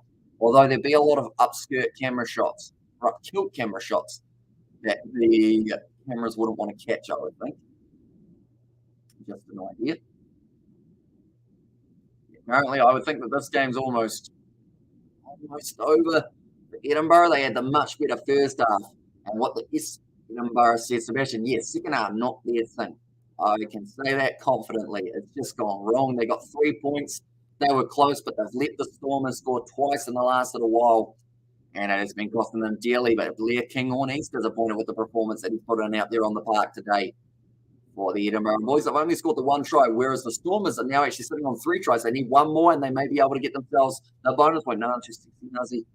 And as I says Nathan, and fair call, man, says Nuzzy Williams. Penalty goes the way of the Stormers at scrum time, so they will be able to kick this one into touch. Not a happy man there, Boan Fenta. Now, Mani LeBoc will be kicking this one for touch again. That is actually a not binding penalty, which URC is the best at pouring so far. Oh, that's a great question. You'd have to say off last year. In a way, it's got to almost be well, you'd say it had to be the Stormers because they did end up winning the comp. But, there's been some good travelling sides. I believe Ulster are normally pretty decent on the road. But it's those kind of home games that they may struggle with a little bit more. Come on, Stormers, trusting you to get that bonus point. Says, Al, do you think the Sharks will win, though? Says Aiden. It's a tricky one. They are the favourites, but you never know. I mean, we saw the Lions when they were playing Cardiff. The Dragons are a tough side, though. At times, if they get it right, it could be danger for them as well. And also, Willie's shouting a dollar bill, shouting a dollar bill for the boys on the next debut live stream, Emmy. It's Golden Guest there. But we did already have the very big generosity of Jay earlier on. He did throw The money at us as well. That's close to Dave Cherry getting the turnover. He does get it. It's going to be the advantage now in favour of Edinburgh. 2 minutes have passed since we last talked about a scrum. Hopefully, yes, we've got a penalty instead. Stormers will only be getting stronger with all Springboks back. Says Johan is exactly right. Like, we're not even looking at their full strength side at this point. You've still got Stephen Kipsoff missing. Must have had a shocking loss. They're cited, which is why their game up against Zebra is going to be a hard one to predict. Munster better win, Omani, and also Tyke Burner back. Yes, a couple big names added in there for them. They haven't found touch from Edinburgh. Once again, another mistake. Just seems to be adding up at the moment. Now inside of your own 22, looking to clear it downfield. Goes straight to Money in a block. Back across into the hands of Damian Willemser. That's gone into touch. I don't know who he saw there, but it certainly wasn't one of his players. I think he was looking at the water boy. Damian Willemser. That one very wrong. That pass, it is going to be a line out now for Edinburgh. They need to score probably in the next 3 or 4 minutes to really have a good crack of being able to get themselves chance at a draw in this matchup. Now, I will mention a draw is a draw. There is no bonus point time, no golden point. You win, you lose, or you draw. Those are the results of the URC. So the Stormers don't want to give it up. The Bulls almost gave it up in the last game that we covered up against Connacht. Anyone else notice how Edinburgh scrum has weakened considerably? I'm going to do it till I get it. Considerably. Since they replaced their South Africa props. Although the two fellas that they've got coming off the bench, Boan Finta and Luan De Bruin, are also both South African. So I guess they're the second choice for them, though. That's a nice ball on the inside from Jamie Ritchie. Finding it was Grigos. Now, Ritchie plays halfback. 6 minutes left on the clock. The time is ticking sternly quicker than they want. What's your bet on, Willie? Says faster. He was betting on plus 50 or 50 points being scored throughout this game. It's going to be almost a turnover. No, he doesn't quite get it. And now Edinburgh now going for another attack. Ritchie goes back. Beautiful pass there. Maybe hanging on to it a little bit too long, Dean, but he didn't have that option that he was looking for. Hamish Watson tries to bump out of a tackle, finds another offload. He's brilliant when it comes to that. Jamie Ritchie hit hard by Junior Pocomella. Nice inside ball. The Darcy Graham, great acceleration, but great tackle as well. Made by Evan Ross. Now it's passed back. It's going to be a little bit of a 50-50 there. Money LeBock is too busy asking for the penalty. Maybe you should concentrate on the defensive side of things. Ask the ref for one later. Off the foot. It is going to be play on once again. Now, once again, going back. Edinburgh currently playing with 14 men on the field. Dave Cherry just hangs on to it. He's going to be tackled by, it was the number 23, and they're going to be going back for the injury. And also De Brain, as the pronunciation says, John, there. Thank you very much for the help there. And considering better squad, considerably better winning odds, says Sebastian there. I hope so, Nathan. Says and there as well. Now that is going to be a little bit of a stoppage. It looks like there is actually a bit of an injury for Ernest van Reenen, and also the injury for Damian Willemser. Looks like he's got a little bit of a trouble in the back of the calf area. Hopefully nothing too serious, just getting a little bit of extra water there. A bit of ice as well. Be all right. Should hopefully continue this match. They've already actually made their subs for the backs. We've got Herschel Yankees out there, and then also it will be No Mezulu. It's already out on the park. Right. It's going to be a scrum feed again. We've had a lot of those throughout this match. I believe I'm a bit of a broken record when it comes to how many times I've said we've got another scrum. But anyone who's new to the channel, be sure to leave a like and subscribe. But it's hugely appreciated. We're going to be back with plenty more of the URC. Got to find an illegal stream for Munster versus Zebra. Long live cyber piracy. See you, Sebastian there. It's weird that they don't have all of those games available on places that are showing the URC, right? They actually want to check this one for an illegal possible clean-out, I believe it is, against the Stormers. Just getting the director to line up the angles. This is going to use up a bit more time, but like I mentioned, the games are running a lot longer, and yes, they're having the extra 2 drinks breaks per halves, but even with that, the games have had a lot of TMO over this URC, over the Rugby Championship. rugby is no longer around that hour 45 or so. It is getting towards that 2 hours. And Dan forgot, it's 2:49, and I put my Halloween costume on, says Colin Guest. And I was like, oh, and of course, Halloween just a few weeks away, isn't it? 31st of October? And they're showing Jamie Ritchie, Pocamella. It was a bit of head-on-head contact, but I don't think, in fact, it was actually Stuzzy Sunday that end up with the head-on-head contact there. He dipped a little bit. I mean, they might consider it a yellow card at most. I don't see it as a red. I can see it as being given as a penalty, but I think, unfortunately, I think they're going to say yellow card because he hasn't really dipped. But he wrapped his arm, so it's going to be tricky for him. And so an 80-minute game is actually 90 minutes now decided pretty much. And then also on top of that, there is an extra, I guess, another 20 or 30 minutes of stoppages that we do end up seeing throughout a game. And you're not off Golden Guest, says Sebastian, and there as well. My voice is starting to disappear, and I haven't even done that many live streams this weekend, which is kind of weird. Okay. Direct head-on-head contact. They do have foul play because the Stormers player is upright. I don't see a drop of height or a change in direction.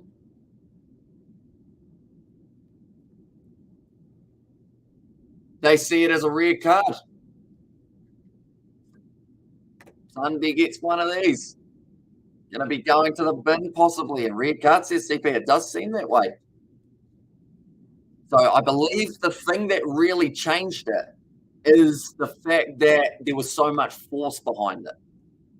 So Sunday, like they're saying, doesn't see the red card coming, but Sunday now will be off the field for the next 5 minutes of this contest. This will be interesting now. And Don says fast. So 5 minutes on the clock. Edinburgh down by 14, looking for the possible draw. But they need 2 competitive tries. Ridiculous, says Nazi Williams. You see, I thought of it as a yellow from the get-go. How many tries did the Stormers score? They have got 3 so far, so they need 1 more for the bonus point.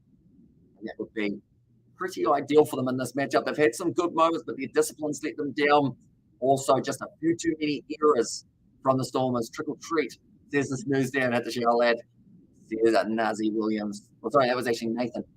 Did say that one, but now the wrong ball for the Edinburgh side. 5 meters out from the line, still continuing to march just a little bit closer here. It's getting very close now. Who's got the ball? It's over. And Edinburgh get themselves just a little bit further back into the game. 27 points to 18. This ref better leave ASAP. The fans will hunt, or this ref better leave ASAP. Fans will hunt him down. CP, but Dave Cherry, I mentioned about the fact that normally coming off the bench, he does get a few tries. He's got 6 so far in the URC. He might drown. Says far. But now this is an interesting one because this kick needs to go over for Edinburgh to have a decent chance. Now you can see 79. I will inform you that is wrong. There is still about 3 or 4 minutes left in this one. At this point in this game, either card not good for the side. They're sided and said, lol. Here's this news. Yeah, end of the chat. But it is going to be Charlie Savala going to line up this kick. And all game not good, says Nazi Williams. And come close, or came close, says Wet Willie. It's not over yet, though. 4 minutes left on the clock, Wet Willie. That kick has missed. So Edinburgh need to try and something. W Man Storms fans, I would have been the same thing if it had been a yellow, says Sebastian. And there is, that is a good point. Either way, he was going to be off the field for the rest of the game. It's just more of the case of now whether or not he picks up a suspension alongside it. Then it will be that question of what it changes. And how many tries does the Stormers score? Just for 3. They do need a 4th, though, if they do want that bonus point. Edinburgh, they find themselves down by 9 currently. 1 more, says Wet Willie. He's got 4 minutes on the clock for it to do so. Also, don't talk. Bro, says CP. Oh, the knock on there from Edinburgh. But yeah, if he doesn't pick up a suspension for it, I feel like it's going to be, same result. Yes, it's not what he would have wanted to have for the red card. But either way, they were going to be a prop down because it was at least still that yellow. I gave it as a yellow as my guess. Sorry, Carl. And which side has impressed you the most in the URC so far? I think Separate, to be honest. I know it sounds weird to say, seeing as they've lost both of their games, but the fact that they've gone from the easy beats to now the side that are kind of pushing some sides, quite cool to see. But also, I mean, impressed me the most, you'd have to go with mean, there are a few sides who have done pretty well. The Edinburgh player is soft. I win this one. If you win this one, please catch out. Do not keep on risking it. Not worth it. Your heart can't take it. As the TMOs, as soon as they call for the replay, the ref feels obligated or obliged, to take action. I've yet to see a ref overrule TMO and play on, says Ali Wood. And also we have got there, you got this Willie for the boys, says the Snooze, and now they've actually got an attack in place. So not only have they got themselves a chance inside of the 22, they could get themselves a bonus point try just around the corner if they get this one right, which is exactly what they will be after here, the Stormers. But it's going to be Herschel Youngke's about to feed the ball in for the Stormers. I really hope this isn't a scrum reset. We've been way too many of them throughout the game. Right, Herschel Youngke's puts the ball in. It is well set for both of these teams at scrum time. Herschel Youngke's now going off to the short side. Passed off to Clayton Rowanke's. Has a bit of a mistake there in the handling, but he did manage to get together before any contact was made with another player. Now back across Youngke's. Well done from Andre Higu Finta, who also had a handling error. That's another handling error, and that is this time going to be knocked on. Now Hamish Watson, ball on the outside to Darcy Graham. No, it was out on the other wing with Damien Hoyland. They've got the advantage. Just one more try for the Bry. There's Nathan in there as well. Now back across, like they're saying, deep inside of their own 22. They've tried to go for the kick, and it has just gone into touch. And it will now be the line-out throw for the Stormers. Once again, this ref needs help from his assistant, and Stormers are playing like drunken sailors, says Vincent. They haven't found that structure that they had in their last game, because last matchup seemed to go a lot better for them. When they were playing Connacht, even though Connacht were fighting hard, they just seemed to never be really threatened in that match. Whereas this game, Edinburgh have been right on the tails at times throughout it, other than the couple tries that we did see back-to-back. Okay, they're actually going back for a penalty here. Edinburgh. Oh, hang on. That's actually, a penalty to the Stormers. That is for the head-on-head kind of neck roll that we did end up seeing there. So the Stormers have still got one last chance for the bonus point. Come on, the Stormers. There's Alex there. And but Edinburgh, thanks for coming. Goodbye. There's CP, and sorry, Hamish, I didn't realise that Edinburgh will place their South African props with South African props. This Terrell. Yeah, no worries. At the end of the day, they've got a lot of South African props for that side, that is for sure. The ref needs a black eye. There's Johannes. And DMO should not have that much say in decisions. They should be limited to advisory roles only. On-field ref should have the final say. We've seen way too many matches where DMO tries to take over. There's cited, but now with no time left on the clock, 5 meters out from the line, I've asked you to be off the line. Going for the referee there, and also the Lord says it's news, and also someone tackles the ref. I mean, Evan Ross gave him a big shove earlier on in the match, which did look a little bit interesting. But I don't want to hear anything from this guy. Now it's going to be the rolling maul for the Stormers, looking to get themselves the bonus point victory here. It's going to be close. It's gone down. Ball is available. And also, well, can't even get the losing bonus point now. That is true, unless, of course, they go 95 meters down the field. Herschel Youngke's goes across to Junior Pokomela. Youngke's once again looks to the short side. They've got numbers here. Nice step from Marty LeBock. That's the bonus point try for the Stormers. And it's going to be a Hudson-Berg who once again gets another one for the Stormers. Bonus point, baby. Let's get it. There's CP. Yeah, very nicely done by the Stormers to get the 5 points right at the end of the game, to give them 5 points on the URC table. And the Flowers Colin fell today, says Wayne. And also Whoop says the Snooze in there as well. But they did go off to the right-hand side. Marnie Labocki bit the defender, which then lured in the man who was on the outside. And Hudson-Berg does a run it in beautifully. And also Yo Willie says far. There's the try that they would have been asked. They just sneezed. Unfortunate license registration. Boy, there's the sneeze. Oh, sorry, the snooze, not the sneeze. I'm the sneeze. And also, we've got the Edinburgh fans going, oh, that. Willie is the name. Willie, and that also gets you paid, doesn't it? Now I think about it. So you've done very well. How was Evan Ross today? Not his best game we've ever seen. Had a couple handling errors, got himself sent to the bin, and also ended up trying to start a fight with the ref at one point. But other than that, still had a couple big runs, couple tackles made. just yet not quite the standard that we are used to seeing from Edinburgh. And imagine, thanks, Amish, for run cheers and can't actually believe it again, says Wet Willie. Well, please cash out before you end up losing any of your money. That's going to be now Marnie Lebok going for the kick at the goal. Not an easy kick, though. Where's that two guys that was trash talking since the live stream started, says CP. I think they probably had to go to bed. I think they were children, CP. Maybe don't start fights with them. Well, he shouts his far. Nice commentary, says Alex. I appreciate that, mate. Cheers for the stream. Take care, mate. And thank you very much for your donation, Jay. It's hugely appreciated. And it is going to be going straight into the channel fund. And also get your facts together, bro. Here's James there.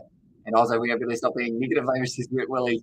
And also, do you think the South African teams could all make it to the top half of the table? I mean, last year they were doing very well. The Lions seem like they have improved a lot since the last year. And also, we were going to start a fight with the ref. Yeah, he gave him a push in the back. The ref pretty much said to him, like, I know that you slightly did it on purpose. Just don't do that again, or I'm going to be annoyed. And I assume that's why James wasn't too happy with me saying that he tried to start a fight with the ref. You deserve it, but all good. There's Jay Hayes. Yeah, he certainly did. See one of those, Ivan Ruas. Does enjoy the yellow every once in a while. Normally enjoys his try. He scored last week. Yeah, didn't quite get one for this contest, but position 57% in favour of Edinburgh, 54% territory. Tackles made percentage-wise, 83%, whereas they did miss a few of the tackles there for the Edinburgh side compared to the Stormers, who had 90%. It's early pass, reverse flash, bedtime, and you deserve it, but all good, says Jay. Yeah, it's hugely appreciated indeed. And also, we have got there to laugh and face from Nathan and Willie Shout. Says far for that one. But the scrums won 100% for Edinburgh. I don't think I've seen a game with so many scrum resets, though, which is kind of impressive. But yeah, it's going to be, I believe, is it Brock Harris who's going to be receiving a bit of a medal here? And Stormers the best and very sharp team after the shed. Stormers there's the snooze. Is that, yeah, Brock Harris is actually going to end up with man of the match. Interesting. But I assume that is because of that experience that he has got. He came on the field at 35 minutes, and it certainly turned the game around for the Stormers there as well. And also Sharks and under 61.5 and calling. And take care. Enjoy the rest of your night, lad. Enjoy the rest of your night, lad. There's Nathan there. And Stormers the best. There's Derek Van Heather. Hopefully I've said that correctly. But I feel like I might have gotten it slightly wrong in calling it. Says really. Yeah, but nonetheless, thank you all very much. If you did enjoy, you can leave a like and subscribe to the channel. I'll see you guys tomorrow night on the Kiwi Lads Sport channel for the matchup taking place between the NRL final teams, the Panthers and the Eels. But thank you all very much for tuning in. I will see you all for the next.